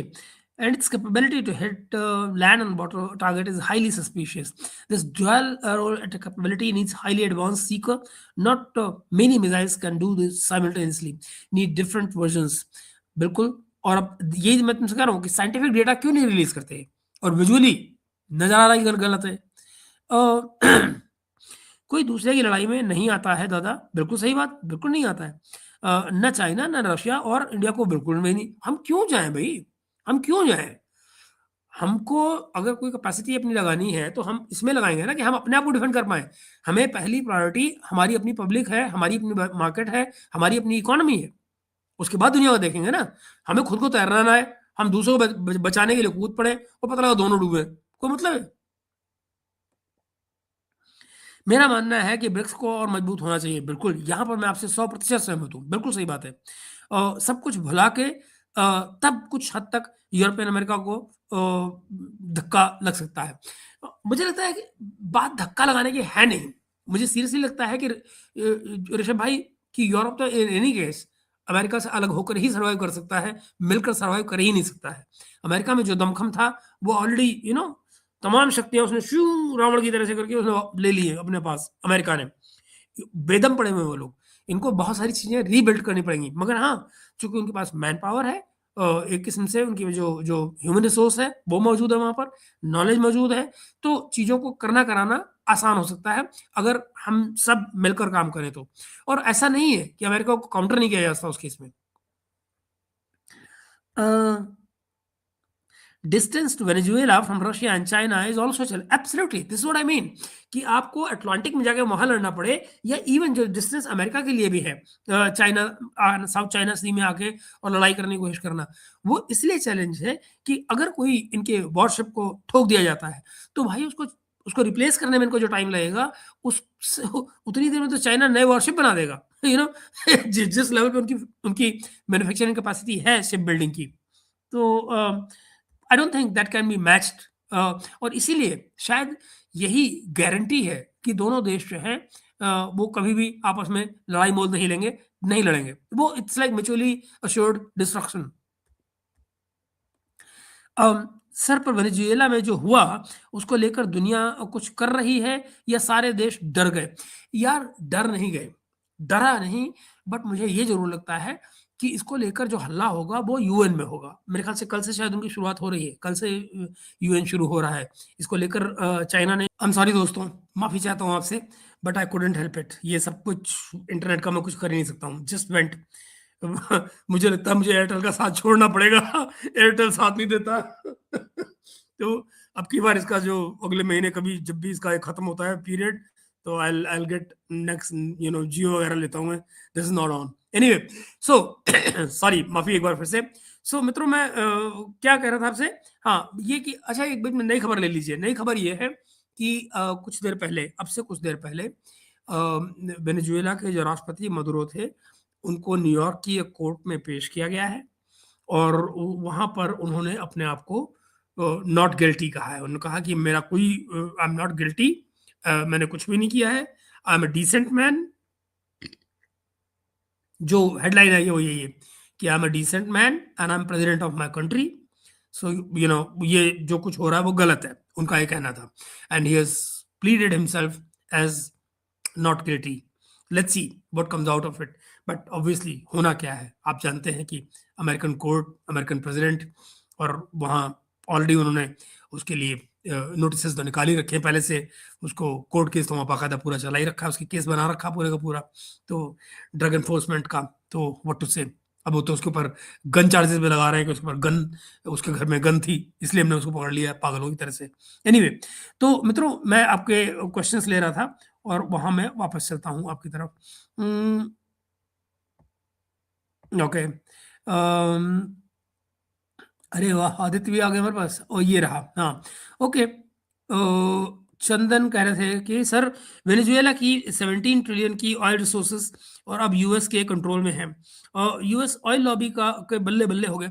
अब इसमें एक पेच भी है नंदन, और वो ये देखिए कि कल जब बात की गई थी कि भाई अमेरिका किस तरह से कंट्रोल करेगा वेनेजुएला को, क्योंकि आपको याद होगा परसों जब हम बात कर रहे थे, जब जुनेद भाई हमारे साथ थे, उस समय हमने क्या कहा था कि ट्रंप अपने अपनी प्रेस कॉन्फ्रेंस कर रहा था और वो ये कह रहा था कि हम वेनेजुएला को हम चलाएंगे, जब तक कोई नई सरकार नहीं आती है हम चलाएंगे। तो कल जब पूछा गया मार्को रूबियो से कि भाई आप कैसे चलाएंगे, तो उन्होंने कहा कि भाई हम तमाम जो ऑयल का एक्सपोर्ट है वेनेजुएला का, उसको मॉनिटर करेंगे कि वो कहाँ जा रहा है, कितना जा रहा है, किसके लिए जा रहा है, एंड ऑल दैट। ये सब कुछ है, विच बेसिकली मीन्स कि वो ऑयल का फ्लो जो है वो कंट्रोल करेंगे वेनेजुएला से। और उसमें बहुत पॉसिबिलिटी उनके पास जो आती है, क्योंकि चूंकि अमाउंट उनके पास बहुत सारा है, तेल बहुत सारा हो जाएगा।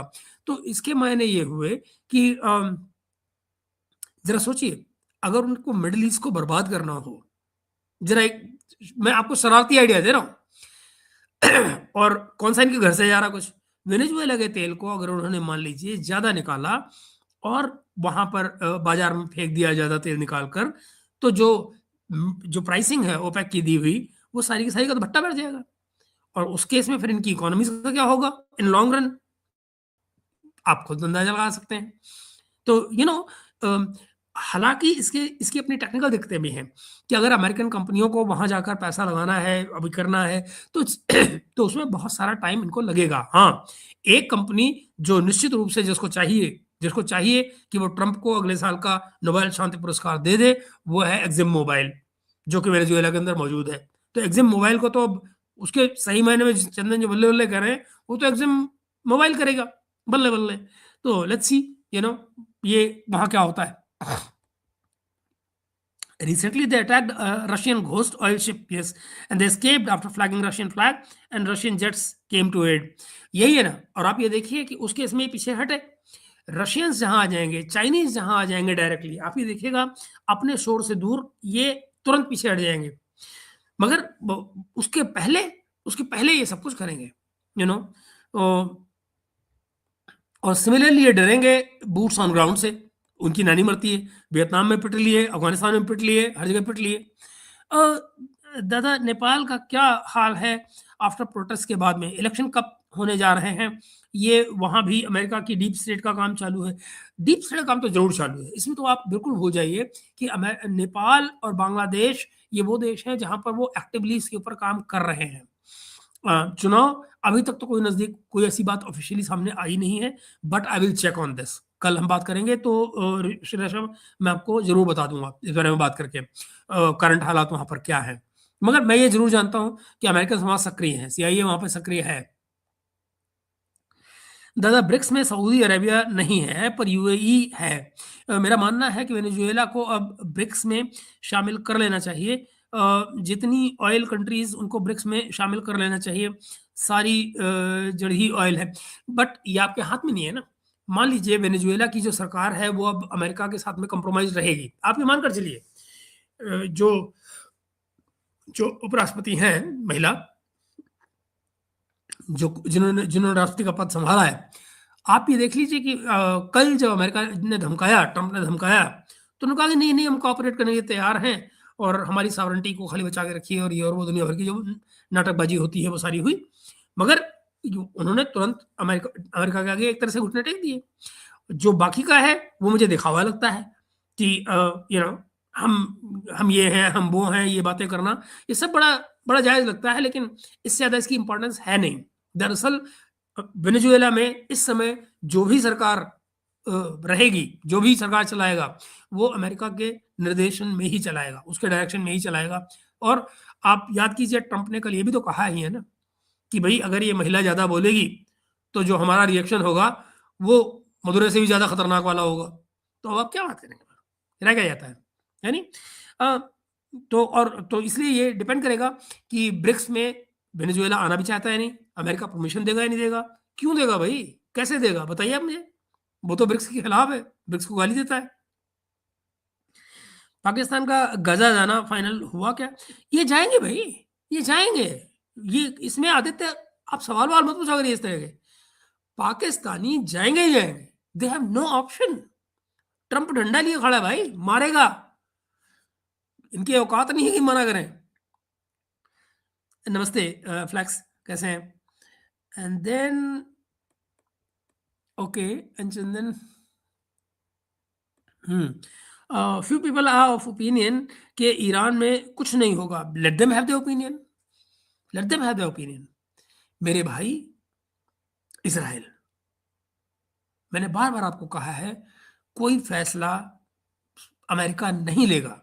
अमेरिका सिर्फ सपोर्ट में आएगा और उस काम को करवाएगा जो इजराइल करना चाहता है, और इजराइल एक लंबे समय से करना चाहता है।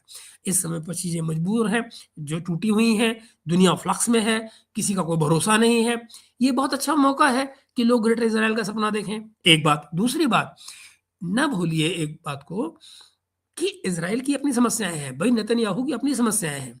अगर वो आराम से जाके अपने घर बैठ जाए तो वो करप्शन वाले केसेस जो इंतजार कर रहे हैं। इसलिए जब तक लड़ाई चलती रहेगी, ही इज सेफ। जब तक वहां की कोर्ट्स इस बात को न माने कि भाई नेतन्याहू को माफ कर देना चाहिए। आप याद कीजिए, उसने पार्डन भी अप्लाई किया है। ट्रंप ने पीछे 2 बार स्टेटमेंट दे दी है कि इजराइल की कोर्ट्स को चाहिए कि वो नेतन्याहू को माफ कर दें। जब तक वो नहीं होता है, आप मानिए, दिस वे दैट वे, लड़ाई जारी रहेगी, लड़ाई नहीं रुकेगी। क्योंकि न सिर्फ ये ग्रेटर इजराइल का मामला है, बल्कि पर्सनल प्रोटेक्शन का भी मामला है। एंड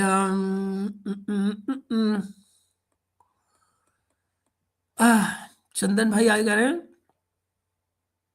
आज भी ट्रैवल एडवाइजरी हुआ है कि ईरान को लेकर हो सकता है। मैंने कहा ना चंदन, बिल्कुल।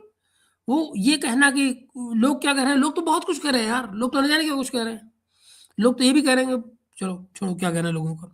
चंदन भाई, कुछ ना कुछ तो होगा, मुझे तो लग रहा है होगा, बिल्कुल होगा, बिल्कुल होगा, क्योंकि इजराइल चाहता है तो क्यों होगा।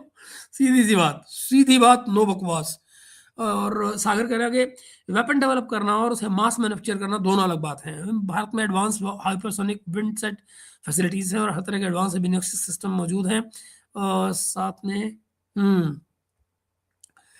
सागर, डिफेंस सेक्टर में the last thing you can do is be over confident. कभी भी मत करें, किसी को भी नहीं करना चाहिए। जो करता है वही फंसता है।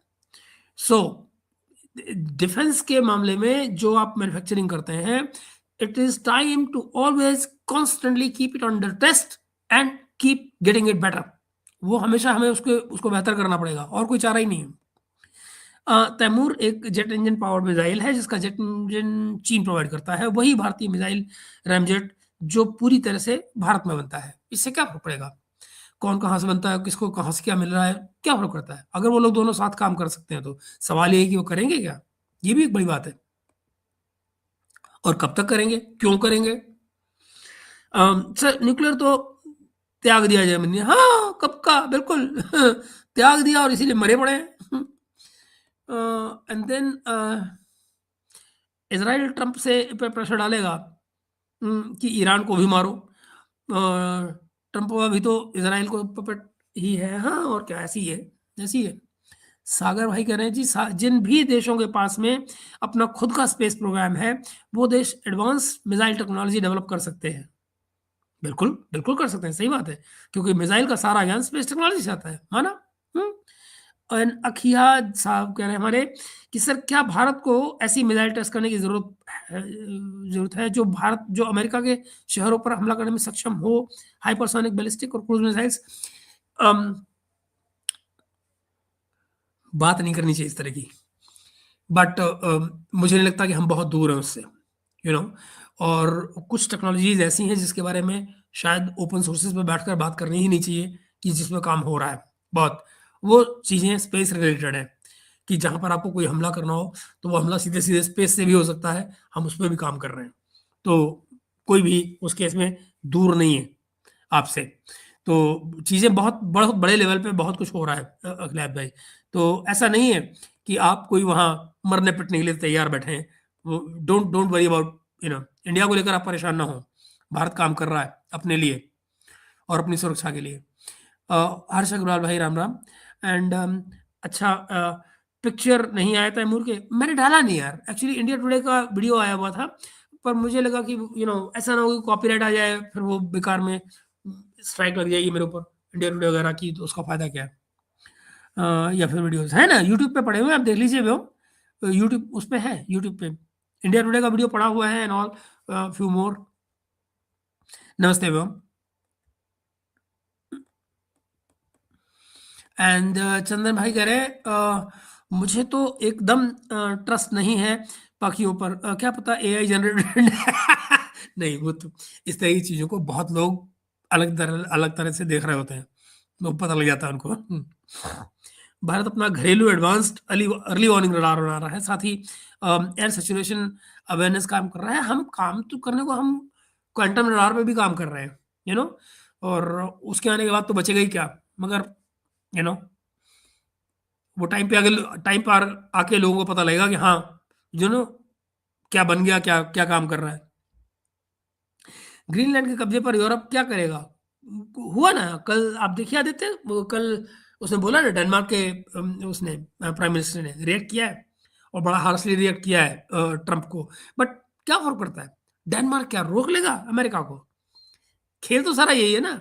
दे can all speak about freedom, sovereignty and ये ला ला लूलू सब बोल लो, पर भाई can you stop him? No, you can't, simple.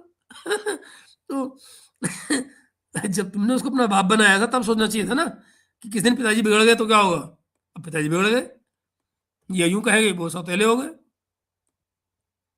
Sir आपका स्ट्रीम अटक सा गया है, हाँ वो लाइट चली गई थी हम बीच में, तो थैंकफुली वापस आ गई, तो इसलिए वो गड़बड़ हो गया सारा।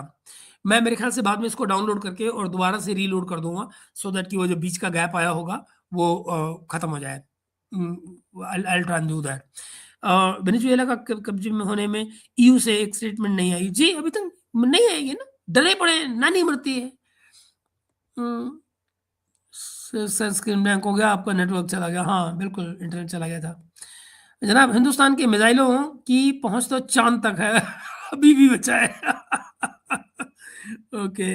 आंसर, मुझे यूएन, वर्ल्ड बैंक, कोर्ट, इन सब में कोई भरोसा नहीं है, होना ही नहीं चाहिए आदित्य भाई, बचा ही नहीं है जब भरोसे लायक कोई। हर जगह यूएस को मेजर स्टेक होल्डर है, ऐसा ही है बिल्कुल।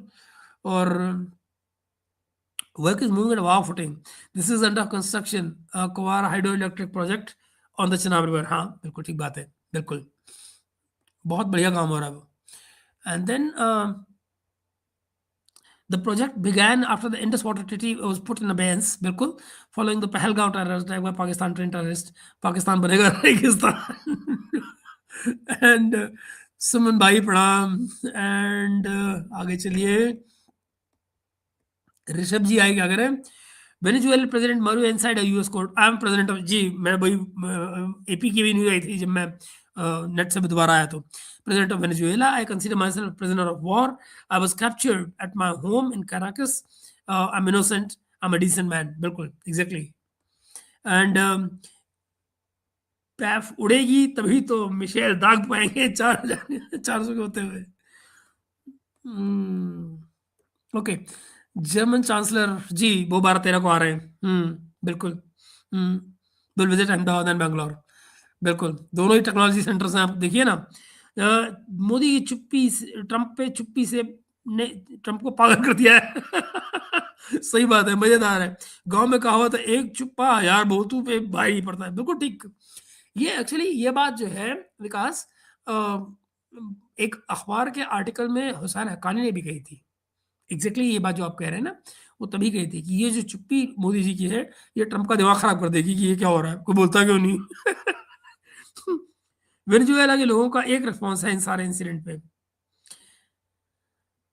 यार विकास, जानते हो सबसे आसान होता है नेताओं का लोगों को मूर्ख बनाना। तो एक पिक्चर दिखाई जाती है और पीछे से क्या डील हुई है ये कौन जानता है। वो डील के बारे में तो पता तब चलता है जब वो लोगों के ऊपर डाल दी जाती है। आई डोंट थिंक डेल्सी की जो है सब कुछ जो चल रहा है अमेरिका के साथ, it's not all very clear. मुझे सीरियसली लगता है कि there is a deal in place और इसीलिए उनको बनाया गया है, वरना तो जो अपोजिशन वाली लीडर थी उसको बना दिया जाता। या हो सकता है कि उसको बैकग्राउंड में इस तरह से तैयार किया जा रहा हो कि कल को डेल्सी गड़बड़ करे तो उसको ऊपर ले आए। अ, दूसरी बात है, राम भाई आगे करें।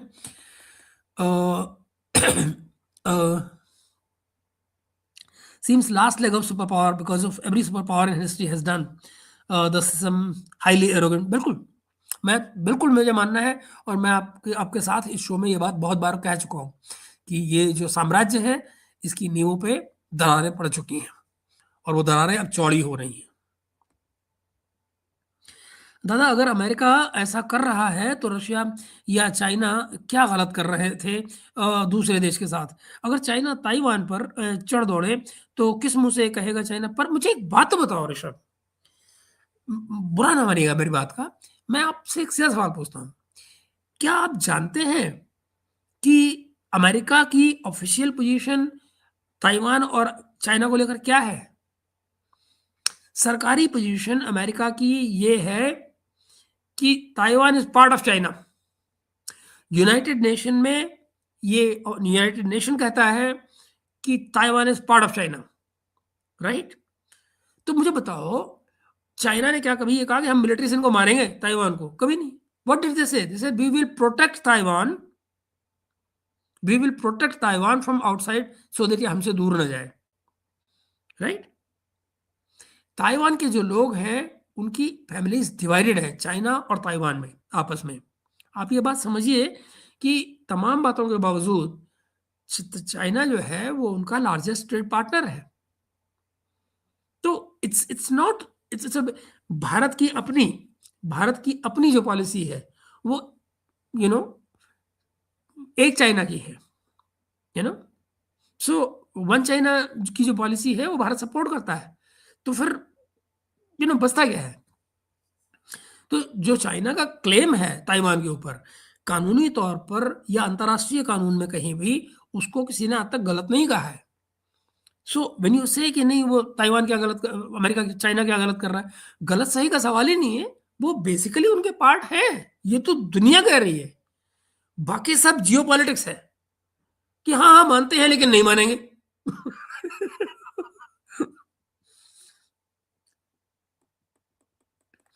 विकास कह रहे हैं आगे, वेनेजुएला की जनता का क्या रिस्पॉन्स है सारे इंसिडेंट पर? जनता क्या रिवोल्ट नहीं कर सकती है क्या? पर रिवोल्ट किससे और क्या? जनता ने कुछ फुलझड़ियाँ चलानी थी, वो उनको परसों चलाने दी गई ताकि लोग शांत हो जाए। छोटे मोटे मुजाहिरे किए करने थे, प्रदर्शन करने थे अमेरिका के खिलाफ, कर दिए। कर दे के जाओ, घर बैठो काम करो। सड़क पे टैंक चल रहे हैं, कौन बाहर निकलेगा? कोई नहीं। मैंने कहा ना विकास की जो सबसे ज्यादा जो जिसको कंट्रोल करना होता है और जो सबसे ज्यादा पिटने वाली चीज होती है वो होती है जनता, आम जनता, mango people.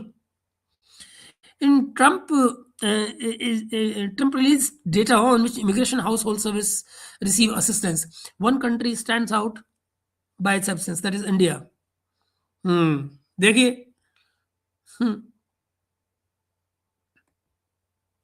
and then Rishabh Gulati जी कहने still Indian immigrants are relentlessly targeted. जी आप देखिए ना, this isn't about evidence, it is outrage farming fueled by bots and bad faith campaigns. आप बिल्कुल सही कह रहे हो, बट आप ये भी देखिएगा ऋषभ कि आने वाला समय जो होगा, ये देखिए अमेरिकन, आप तमाम डेटा उठा के दे लीजिए, अमेरिकन ना साइंस पढ़े ना पढ़े हो मैथमेटिक्स। ये जो एक और बात, चलिए मैं आपसे बात कमेंटिंग से ऋषभ की बातों से मुझे एकदम याद आया, मैं आज बात भी करना चाह रहा था इस बारे में। जरा सोचो मित्रों, ये जो एआई का किस्सा है वो कितना खतरनाक है। अमेरिका जिस तरह से एआई को कंट्रोल करना चाहता है, आर्टिफिशियल इंटेलिजेंस को, ऐसा लगता है जैसे एआई कोई आर्टिफिशियल इंटेलिजेंस ना होकर अमेरिकन इंटेलिजेंस हो, कि वो अमेरिकन इंटेलिजेंस को कंट्रोल करना चाह रहा हो। ऐसा नहीं है, वो भैया आर्टिफिशियल इंटेलिजेंस है। आने वाले सालों में उसका जो फ्यूचर है, उसको क्या अमेरिका संभाल पाएगा? बिल्कुल नहीं संभाल पाएगा। क्यों नहीं संभाल पाएगा? क्योंकि उतने इंजीनियर कहाँ हैं अमेरिका के पास? है ही नहीं, पैदा ही नहीं होते। मेजॉरिटी जो इंजीनियर्स पैदा हो रहे हैं दुनिया में, वो चाइना में पैदा हो रहे हैं, इंडिया में पैदा हो रहे हैं। ये जो मैथ्स आ रहे हैं 12-13 जनवरी को, क्यों आ रहे हैं? वो आपके इंजीनियर्स ढूंढने आ रहे हैं। जो आपके साथ में एआई पर दुनिया बात करने को तैयार हो रही है, क्यों हो रही है? क्योंकि दुनिया में one of the largest number of engineers are produced by India. तो ये अमेरिकी जो है वो किस भाव बिकना चाह रहे हैं भाई? जो ये कह रहे हैं कि इंडियन इमिग्रेंट्स, ठीक है जी। डेटा, अब करंट जो डेटा है, उस दिन बिजवासन हमारे साथ में जो आते हैं, वो शेयर करा दे डेटा कि ऑलरेडी जो डेटा है वो सजेस्ट कर रहा है कि इंडियन स्टूडेंट्स ने, इंडियन पेरेंट्स ने अपने बच्चों को अमेरिका भेजना कम कर दिया है। ये डेटा लगातार कम होता चला जा रहा है, क्योंकि जिस बात के लिए वो अमेरिका भेजते थे, कर्जा लेके, मकान बेच के, प्रॉपर्टी बेच के, उसके पीछे रीजन क्या होता था कि भाई एक जनरेशन के लोग अगर वहां चला गया कोई बच्चा, तो उसके बाद आने वाली तमाम जनरेशन जो है उनका फ्यूचर सिक्योर हो जाएगा, राइट? जब वो फ्यूचर ही सिक्योर नहीं है, करंट वाले का नहीं है, बेचारे का आगे क्या देखेगा वो? और जिस किस्म के एग्जाम्पल खड़े कर रहे हैं ट्रंप, उससे तो फिर भारत भविष्य की कोई उम्मीद बनती ही नहीं है ना। फिर क्या बात बनेगी?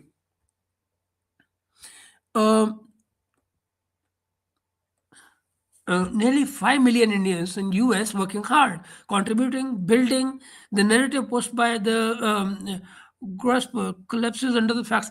बिल्कुल एग्जैक्टली। और तुम ये देखो ऋषभ की अल्टीमेटली कभी किसी भारतीय को किसी टेररिज्म में पाया गया हो, कोई लॉ तोड़ता हुआ पाया जाता हो, majority of them are working for a hard earn money.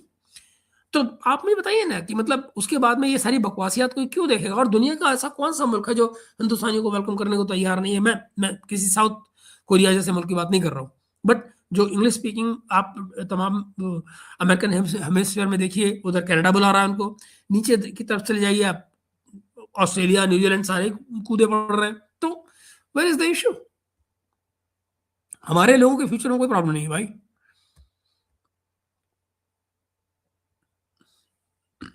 Tin के डिब्बे जैसा लग रहा था तैमूर में लाल रंग का पोत के लाल रंग का पोत रखा था भाई ने। Indian imports of Russian oil in terms of value and volume rose to 6 month high in November 2025 despite Trump administration's tariff threats against India. सोच द हिंदू, ये बात सही बिल्कुल।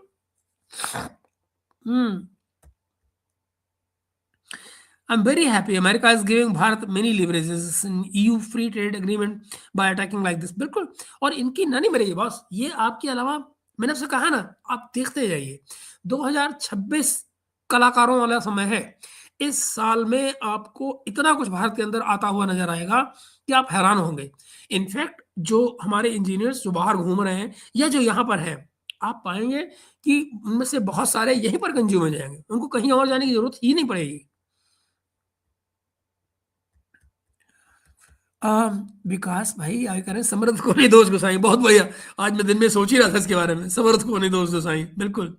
तुलसीदास ने बहुत पहले लिख दिया था, बिल्कुल। इसीलिए भारत को अपनी मजबूती सावधान रहने की जरूरत है। बेशक अपना इकोसिस्टम बनाना चाहिए और देश को अंदर और बाहर दोनों तरफ से मजबूत करने की जरूरत है। 100% एग्री बॉस, बिल्कुल विकास भाई। एंड सर एक तरफ इजराइल को अपना इंडिपेंडेंट फॉरेन पॉलिसी लेके चलता है यूएसए का पार्टनर होने के बावजूद, दूसरी तरफ ईयू जिसका यूएसए के बिना काम नहीं चलता। सेकंड वर्ल्ड वॉर भैया, सेकंड वर्ल्ड वॉर की बात की कहानियां, उसके बाद के एग्रीमेंट, हेलसिंकी, बहुत सारी चीजें हैं ना। महेशी, if any literally taken Starling quote to heart was China. The one quantity has its own quality. Okay and ये क्या है, धनंजय भाई, धनंजय भाई आए हमारे साथ और वो क्या कह रहे हैं, आज आज मैंने वेनेजुएला के साथ जो हुआ उससे रशिया और चाइना, अब धनंजय ये जरा जाता है, ये जाती है, मैं एक्चुअली यही बात कर रहा था। ये जो हमारे यहाँ कुछ लोग ये बात सोच रहे हैं उनको अपने अपनी अपनी सोच पर दोबारा से गौर करना चाहिए। पेपर टाइगर क्यों भाई, जरा बताना। दूसरे के फटे में टांग ना अड़ाना समझदारी है या क्या? और वेनेजुएला का क्या ठेका ले रखा है चाइना ने? भाई 60 बिलियन भी जुड़ा है और लड़ने भी गए, अपने लोग भी मरवाए, जरा बताओ क्यों? जितना तेल वो ले रहा था वेनेजुएला से चाइना, उसकी वैल्यू कितनी थी? टोटल 3%। चाइना की 3% बनती है, वो उनका 75% बनता है। वेनेजुएला का 75% बनता है तेल पैदा होने वाला, मगर चाइना का 2 से 3%। तो जरा बताइए तो सही मुझे, 2 से 3% तेल के लिए मैं क्यों अपनी जान फंसाऊंगा जाके वहां? जो गलत हो रहा है उसको डिप्लोमेटिकली ही सुलझाया जाएगा। दो न्यूक्लियर पावर्स, हर एक कंट्री पाकिस्तान नहीं होता कि हर बात पे न्यूक्लियर निकाल के खड़ा हो जाए, मारूंगा मारूंगा। अमेरिका, चाइना, रशिया ये रिस्पॉन्सिबल पावर्स है। तो इनके बीच में अगर लड़ाई होने को आती है तो आपको क्या लगता है कि नेक्स्ट स्टेज क्या होगी और कौन बचेगा? कोई भी नहीं बचेगा भाई। और हर एक मुल्क को अपनी सिक्योरिटी खुद देखनी पड़ती है, कोई किसी के लिए खड़ा होकर लड़ने नहीं आता। हर एक को अपनी ही किसी बात पे रोना आया। कोई किसी के लिए नहीं रोता है। रूस ने यूक्रेन के साथ जंग शुरू करके फंस गया है। कहाँ फंस गया है? वो अपनी जंग जीत रहा है। कौन कह रहा है कि यूक्रेन फंस गया है? रशिया फंस गया है। रशिया तो अपनी जंग जीत रहा है, अब इन 2 हफ्ते में जीत जाएगा, खत्म कहानी। ओडेसा तक पहुंच चुका वो। तो आप मुझे बताइए, वो अपनी चीजें देखे, उसकी प्रायोरिटीज भी तो है ना। उसने कोई साउथ अमेरिका में जाके लड़ाई थोड़ी लड़नी, क्यों लड़ेगा भाई? ये बात रशिया ने कब कही, मुझे बताइए आप धनंजय, कब कही कि हम वेनेजुएला को डिफेंड करेंगे? उसने कब कहा कि हमारी फौज की जिम्मेदारी है कि साउथ अमेरिका में अमेरिका कुछ नहीं करेगा? कब कहा उसने? कब ये बात चाइना ने कही? तो जिस भी बात का वादा ही नहीं किया उसको पूरा कैसे करवा रहे हो आप? कुछ तो नहीं है इस बात का ना।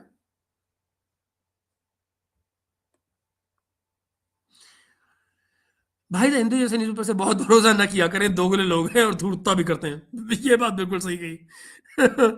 एंड एंड अभिलाष हमारे साथ में है और अमिताभ क्या कह रहे हैं?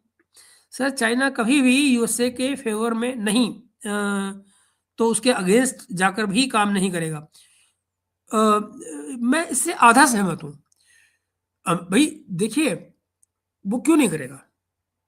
अगर उसको ये पता है कि अमेरिका कमजोर हो रहा है, वो काइनेटिक लड़ाई नहीं लड़ेगा। वो जंग लड़ने नहीं जाएगा, मगर जंग से पीछे भी नहीं हटेगा। अगर वो जंग उसकी तरफ को आती है, वो अटलांटिक में जाकर लड़ाई नहीं लड़ेगा, वहां वो अकेला पड़ जाएगा। अटलांटिक में चाइना को बचाने वाला कौन आएगा? ना वहां पर कोई दियो गार्सिया है उसके लिए, ना कुछ और है, ना उसकी कोई सपोर्ट सिस्टम है, ना ही कोई सिस्टम है, कुछ भी नहीं है। वहां जाके तो फंस ही जाएगा ना। मगर ये फंसाव अमेरिका के लिए भी है अगर वो साउथ चाइना सी में आके लड़ता है।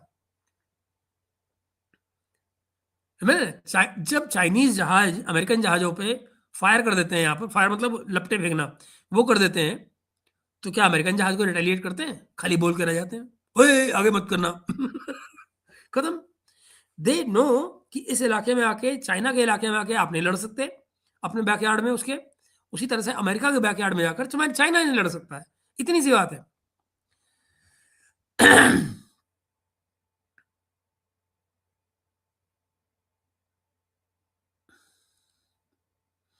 एंड धनंजय भाई, हम सबको मरवाना है क्या?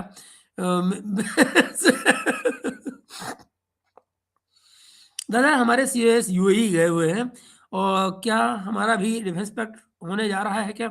पाकिस्तान नहीं रो रहे हैं, वो रोते रहे ऋषभ, बट यूएई का तो आपके यहाँ वैसे ही बहुत इन्वॉल्वमेंट है मिलिट्री में।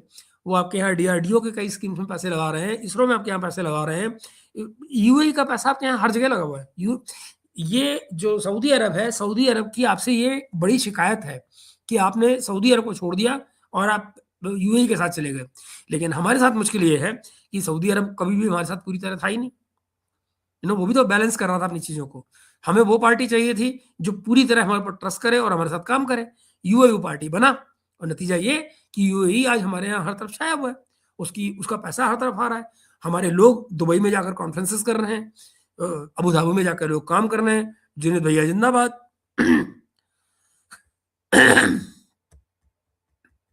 एंड विकास जी आगे करें कि वेनेजुएला को अमेरिका ने नहीं, वामपंथी और समाजवादियों ने बर्बाद किया है।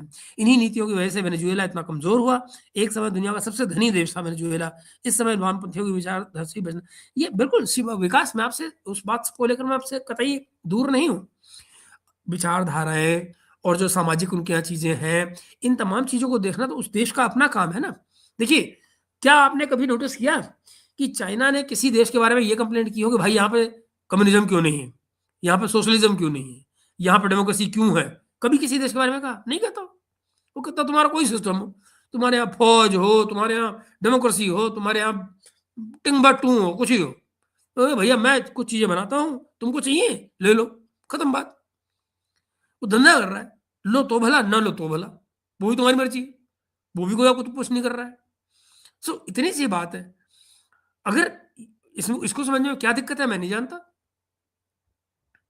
एंड राम भाई कह रहे हैं, Mahesh ji the biggest deal I am waiting for this year would be the EU1। वो हो रही है, वो आप यकीन मानो कि भैया 26 को आप पूरा उनका जो EU का प्रेसिडेंट, तो वो उर्जुला फॉन डर लायन, वो सब बैठे होंगे वहीं पे डायस पे जब परेड चल रही होगी। बाय द वे दोस्तों, कल हमारे कुछ दोस्तों ने कहा था कि 26 जनवरी की परेड को अपन सब यहाँ पे ऑनलाइन बैठ के साथ देखें, तो अपने विचार दीजिएगा। I am all for it, मेरी मेरी तरफ से कोई दिक्कत नहीं है। एंड यूक्रेन जितने भी कीमत रूस के एक्सपीरियंस्ड सोल्जर गंवा की है, आखिरी आखिरी टारगेट रशिया होगा या हो सकता है। ये क्या हुआ? यूक्रेन जितने की कीमत रूस के एक्सपीरियंस्ड सोल्जर गंवा कर की है, आखिरी आखिरी आखिरी आखिर आखिर आखिरी टारगेट रशिया होगा या हो सकता है। कुछ नहीं होने का, कुछ नहीं होने का। चलिए आप सुन लीजिए फिर, आपको क्या लगता है? ये जो कोई नहीं बोल रहा है किसी और के लिए, क्यों नहीं बोल रहा है? मैं आपको अभी आप शायद देर से आए धनंजय, जब मैंने नेशनल सिक्योरिटी पॉलिसी आपसे डिस्कस की थी, नेशनल सिक्योरिटी स्ट्रेटेजी जो आई थी अमेरिका की, मैं आपको दोबारा बता रहा हूँ उस प्रोग्राम में।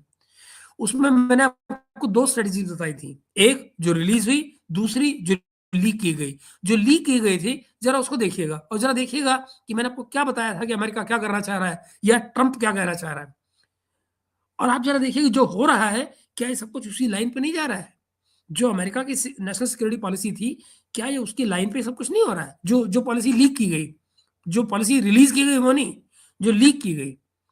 आप जरा देखिए, ताइवान का मामला वो चाइना पे छोड़ो, यूक्रेन का मामला रशिया पे छोड़ो, इधर का मामला इंडिया पे छोड़ो, और सबके साथ बात करो। वो ट्रांजेक्शनल रिलेशनशिप वाला आदमी है भाई ट्रंप। ये बात समझने में इतनी परेशानी क्यों? अमेरिका को अमेरिका में समझिए, अमेरिका इस समय ट्रंप है, और वो क्या कहता है? मेरे को कुछ दो, मेरे से कुछ लो, मेरे से कुछ दो, मेरे को कुछ लो, बस यही बात है। कुछ लेना है, कुछ देना है।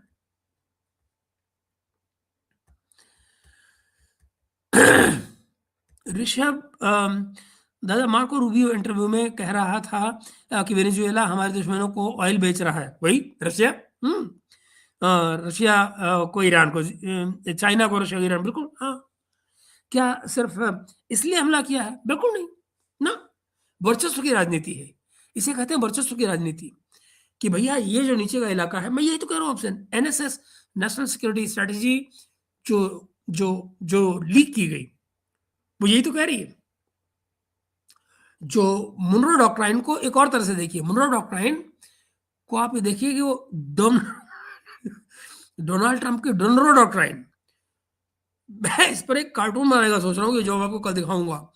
डोनरो डॉक्ट्राइन है ये। ये डोनाल्ड डॉक्ट्राइन साउथ अमेरिका पर पैर फैला के खड़ा हुआ है कि ये मेरा इलाका है, यहाँ किसी को नहीं आने दूंगा, और उधर तुम अपना इलाका संभाल लो, बात खत्म। वो ये गुंडागर्दी कर रहा है। तुम अपने इलाके के गुंडे बन जाओ, मैं अपने इलाके का गुंडा हूं, फिर बैठ के ट्रेड करते हैं, व्यापार करेंगे आपस में। Sir, why our leadership since Nehru have been obsessed with this global trade, global leader title? Modi ji also cares too much about international media portraying him as Hindu nationalist. Hindu nationalist तो आपको बनाया भी गया है ना, वो हर तरह को आप देखिए उस तरह से चल रही है। लेकिन मैं काहे को मोदी जी को दोष दूं? क्या क्या नेहरू जी ने नहीं अपने को सोशलिस्ट दिखाने की कोशिश की थी, और लगातार सोशलिस्ट दिखाने की कोशिश की थी, हालांकि उनकी तमाम वैल्यूज जो हैं वो ब्रिटिश थी, तमाम वैल्यू सिस्टम जो फॉलो करते थे वो ब्रिटिश था, मगर ढोल पीटते थे सोशलिज्म का।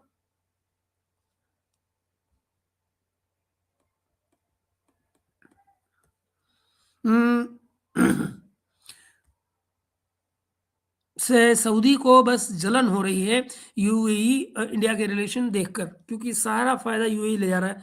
हाँ, बट मुश्किल ये है ना कि उसके लिए दोषी किसको दिया जाए।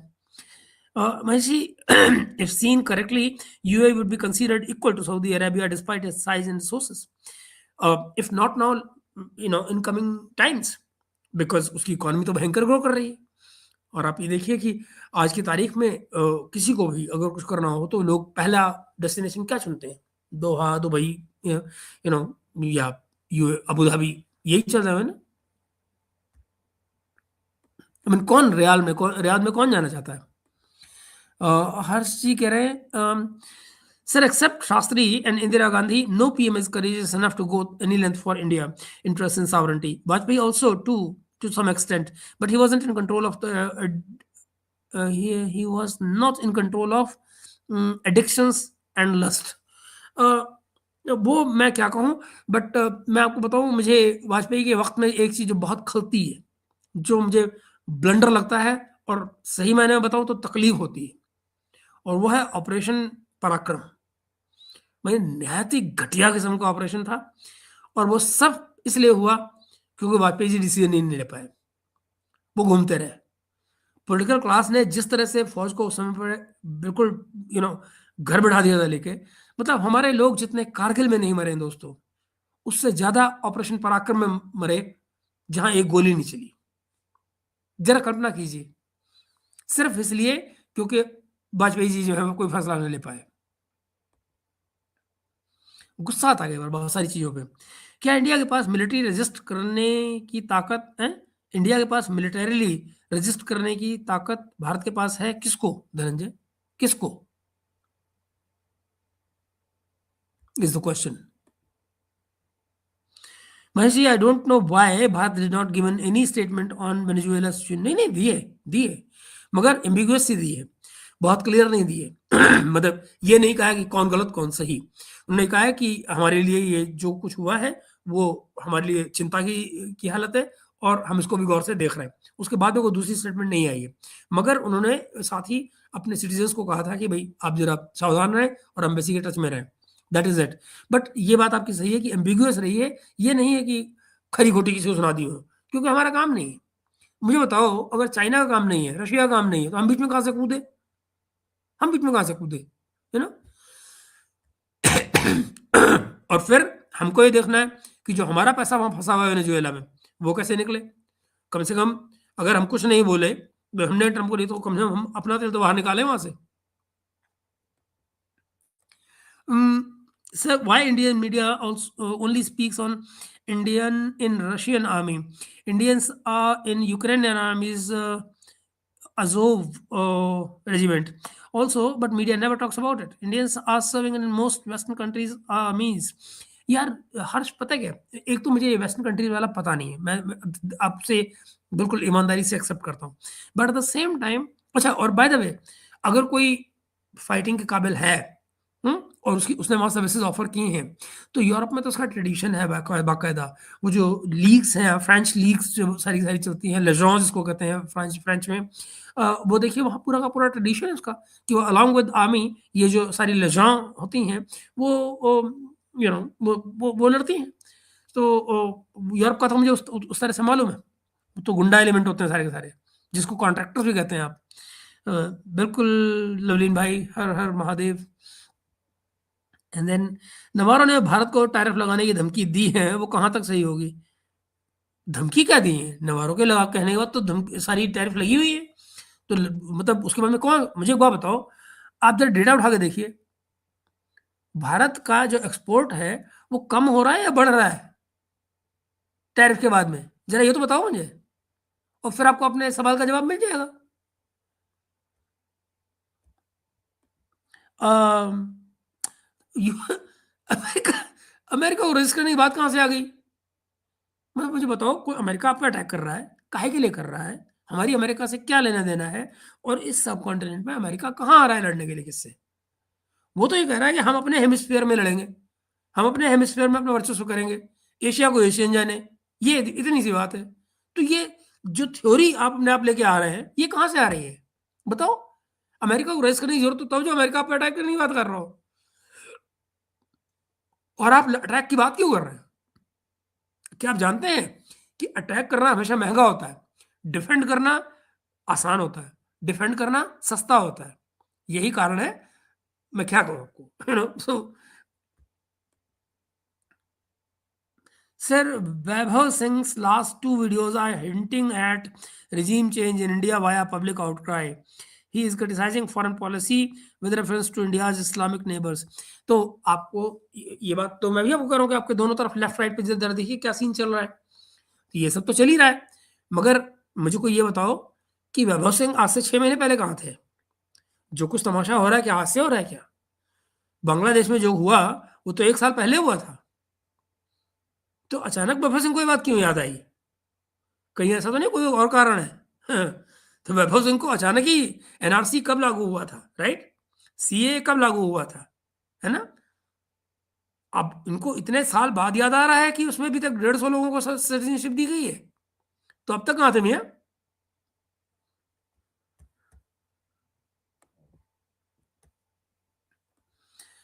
सर, डीनोलेशन कहाँ तक पहुंचा है वैसे? डीनोलेशन हो तो रहा है, ब्रिक्स कंट्रीज में ये बहुत तेजी से हो रहा है, और ज्यादा से ज्यादा कंट्रीज आप ये देखिए, वो सब की सब अपनी करेंसी में डील कर रही हैं। डीनोलेशन और क्या होता है कि आप डॉलर में डील नहीं कर रहे, हो गया डीनोलेशन। आपको कोई ऑफिशियल थोड़ी करना है कुछ। जो जो जो चाइनीज ऐप है वो, आप स्विफ्ट की जगह उसको इस्तेमाल कर रहे हैं चाइना को पेमेंट करने के लिए, रशिया को पेमेंट करने के लिए रशिया की आप इस्तेमाल कर रहे हैं। और आप देखिएगा कि ब्रिक्स की अभी डिजिटल करेंसी आने वाली है, उसमें बहुत तेजी से काम हो रहा है। ब्रिक्स का अपना एक सिस्टम आने वाला है कि जिसमें तमाम ब्रिक्स कंट्रीज जो है वो अपनी पेमेंट सिस्टम चला पाए, जिसमें उनको कोई जरूरत ही ना बचे किसी डॉलर की या स्विफ्ट की। बात खत्म।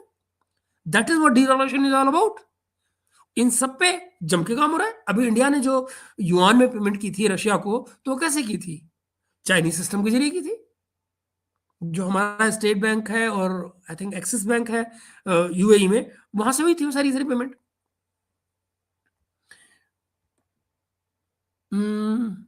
ये क्या है धनंजय जी? वो पता नहीं धनंजय जी, इमोजी पढ़नी मुझे आती नहीं सर। पर हमारा जवाब वेनेजुएला को लेकर इतना न्यूट्रल क्यों था? तुम्हारे पैसे फंसे हुए हैं यार। तुम्हारा माल फंसा हुआ है, आप क्या करोगे? आपको वहां से अपना तेल निकालना है जिसके आपने पैसे दिए हुए हैं एडवांस। अगर आप लड़ लोगे तो आपको पैसे मिलेंगे आपके? कोई ठेकेदारी लेगा आपके काम आपके पैसे तेल की? कुछ कोई भी नहीं लेगा। हमें हमें अपनी चीजें देखनी है ना भाई।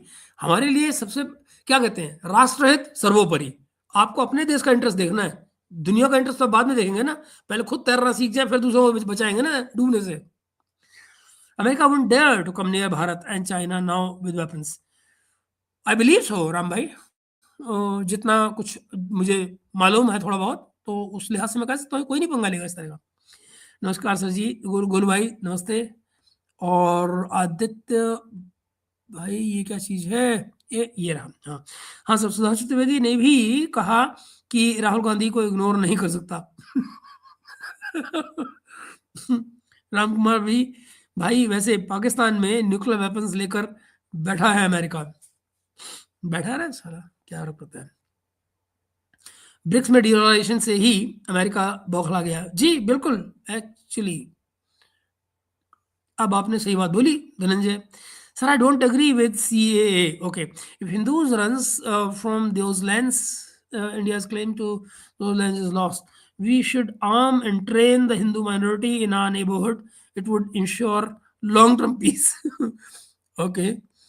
एंड देन सर, अगर अमेरिका वेस्टर्न हेमिस्फीयर देखेगा तो ईरान में आने का तुक क्या है? बड़ा आसान है। वो उसका क्या होगा? हमारा जो ग्रेटर इजराइल बनना है उसका क्या होगा? जब तक उसकी थ्रेट नहीं खत्म होगी ईरान की, तब तक ग्रेटर इजराइल तो बन ही नहीं सकता ना।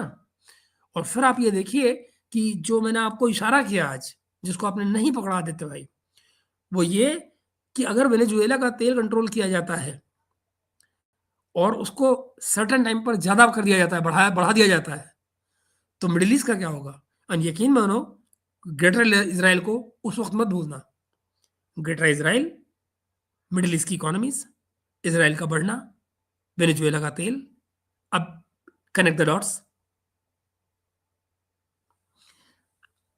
सो मित्रों, सॉरी, मैं आपको कॉन्स्पिरेसी थ्योरीज नहीं दे रहा हूँ, मैं सिर्फ लॉजिक की बातें कर रहा हूँ।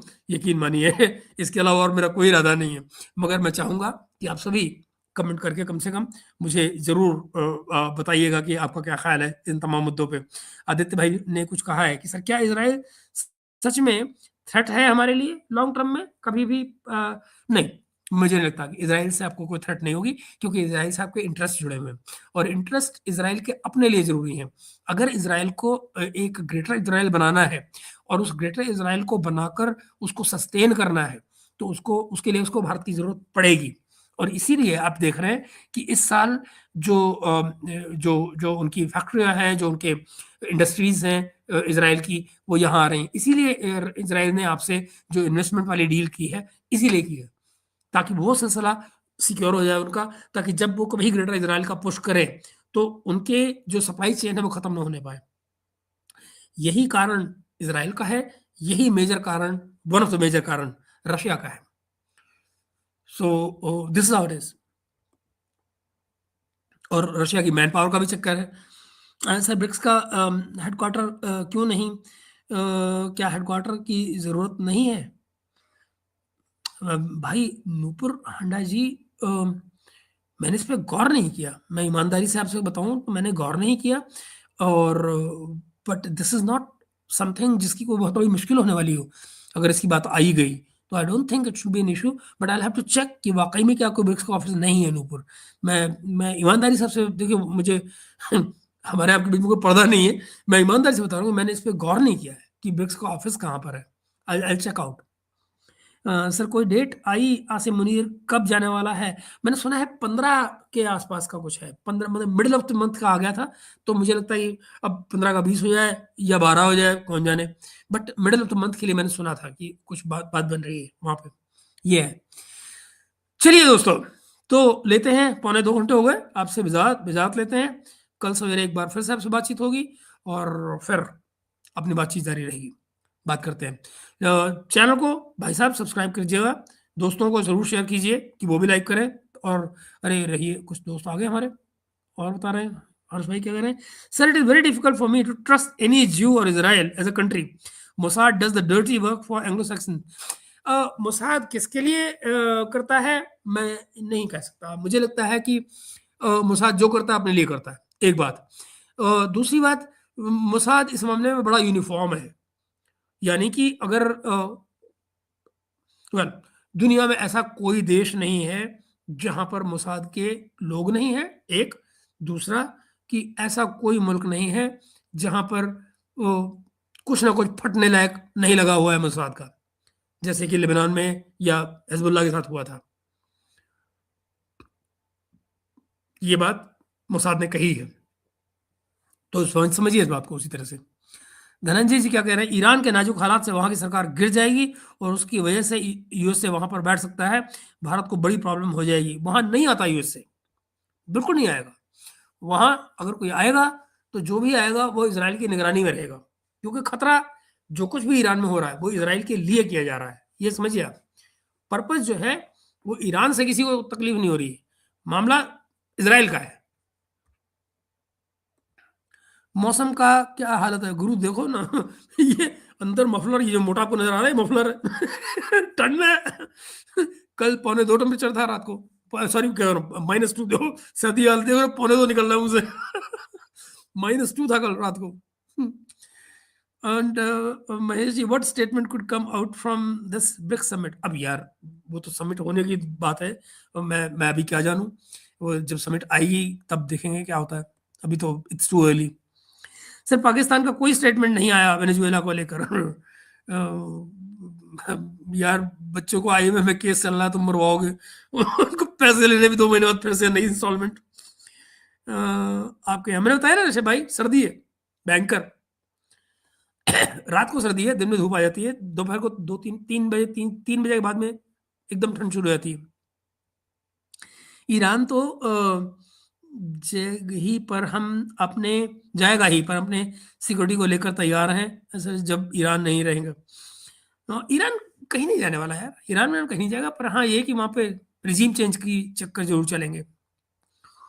Bangladesh statement on Venezuela, carefully written by Mohammad Yunus, is not to upset the United States, obviously. बिल्कुल। एंड आदित्य भाई हमारे क्या कह रहे हैं, पाकिस्तान में यूएस में कोई अंतर नहीं, बस फर्क इतना है कि पाकिस्तान भिखारी है और यूएस पे ठीक बात है। नियत एक ही जैसी है, इसलिए दोनों की बनती भी है।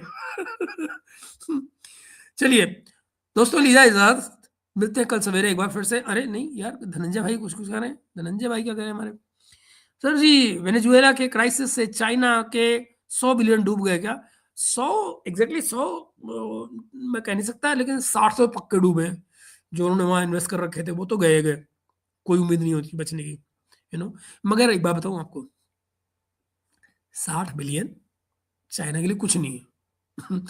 अगर वो लॉन्ग टर्म फ्यूचर अपना देखता है ना, तो वो 60 बिलियन रिकवर कर लेगा, वो तगड़ा बनिया है। मगर हाँ, फिलहाल के लिए वो 60 बिलियन तो गए। लेकिन जो पैसे होते हैं ना गुरु, लोग हमेशा, जो मुल्कों की इन्वेस्टमेंट होती है वो लॉन्ग रन में नजर आती है। पाकिस्तान ने भी बड़ी बड़ी खुशियां मनाई थी, भारत के 5 बिलियन डूब गए अफगानिस्तान में। आज जरा सोचो पाकिस्तानी क्या कर रहे हैं। अच्छा जी, राम भाई क्या कर रहे हैं, Mahesh ji, if Iran government falls, what about its neighbour Pakistan, Balochistan? बात का किस्सा है, और मुझे लगता है राम भाई एक एक करके पुल पार करो। फिलहाल जो बलूचिस्तान जिसका जिक्र आ रहा है वो सिस्तान वाला है। सिस्तान बलूचिस्तान यानी ईरान के हिस्से वाला बलूचिस्तान। बलूचिस्तान 2 हिस्सों में बटा हुआ है, आप जानते हैं। और वो जो सिस्तान बलूचिस्तान है, फिलहाल उसकी बात आ रही है, और लगता यह है कि वो वाले हिस्से में कुछ होने वाला है। सिस्तान बलूचिस्तान एंड ईरान का जो तमाम इलाका है वहां पर। तो चलिए मित्रों, मिलते हैं कल एक बार फिर से आपसे सवेरे। तब तक के लिए आपका धन्यवाद, और चैनल को ऑफ कोर्स सब्सक्राइब कीजिएगा जिन लोगों ने ना किया हो। दोस्तों को जरूर शेयर कीजिए यार, ये आप लोगों का कंट्रीब्यूशन चाहिए मुझे। पैसे वैसे नहीं देते हो आप लोग, कम से कम इतना तो किया करो यार, दोस्तों से सब्सक्राइब कराओ चैनल को। हर्ष भाई खाली इतने सारे सवाल पूछ लेते हो मेरे से मुफ्त के, और कुछ काम दाम किया करो यार। If US wants Indians to die in fighting against China, then what is the harm in sacrificing our patriotic 20 crore Muslim population? खतरनाक। They don't fight, cancel their voting right। अरे बाप रे। तो फिर चाइना के $20 बिलियन इन्वेस्टमेंट काम आ सकती है क्या? मतलब चाइना के $20 बिलियन इन्वेस्टमेंट काम आ सकती है क्या? मतलब मैं समझे नहीं, ये क्या कॉन्टेक्स्ट बना? सर कुछ भारतीय चाहते हैं कि ट्रंप मोदी के साथ वेनेजुएला जैसा हाल करें। सालों चाइना तो जिनका दिमाग खराब हो रहा है। $20 बिलियन इन्वेस्टमेंट काम आ सकती है क्या? मतलब ये कहाँ, पाकिस्तान में कौन सी इन्वेस्टमेंट दे दी बेचारे ने यार, कहाँ दे रहा है वो? पैसे ही नहीं दे रहा है इस समय पाकिस्तान को। Indian navy has been busy the year gone by, and what is next? Busier. This year will be busier. ठीक है दोस्तों, अब मुझे भी इजाजत दीजिए, 2 घंटे से बकबक कर रहा हूँ, एक कप चाय पीनी पड़ेगी मुझे। Take care, bye bye and good night.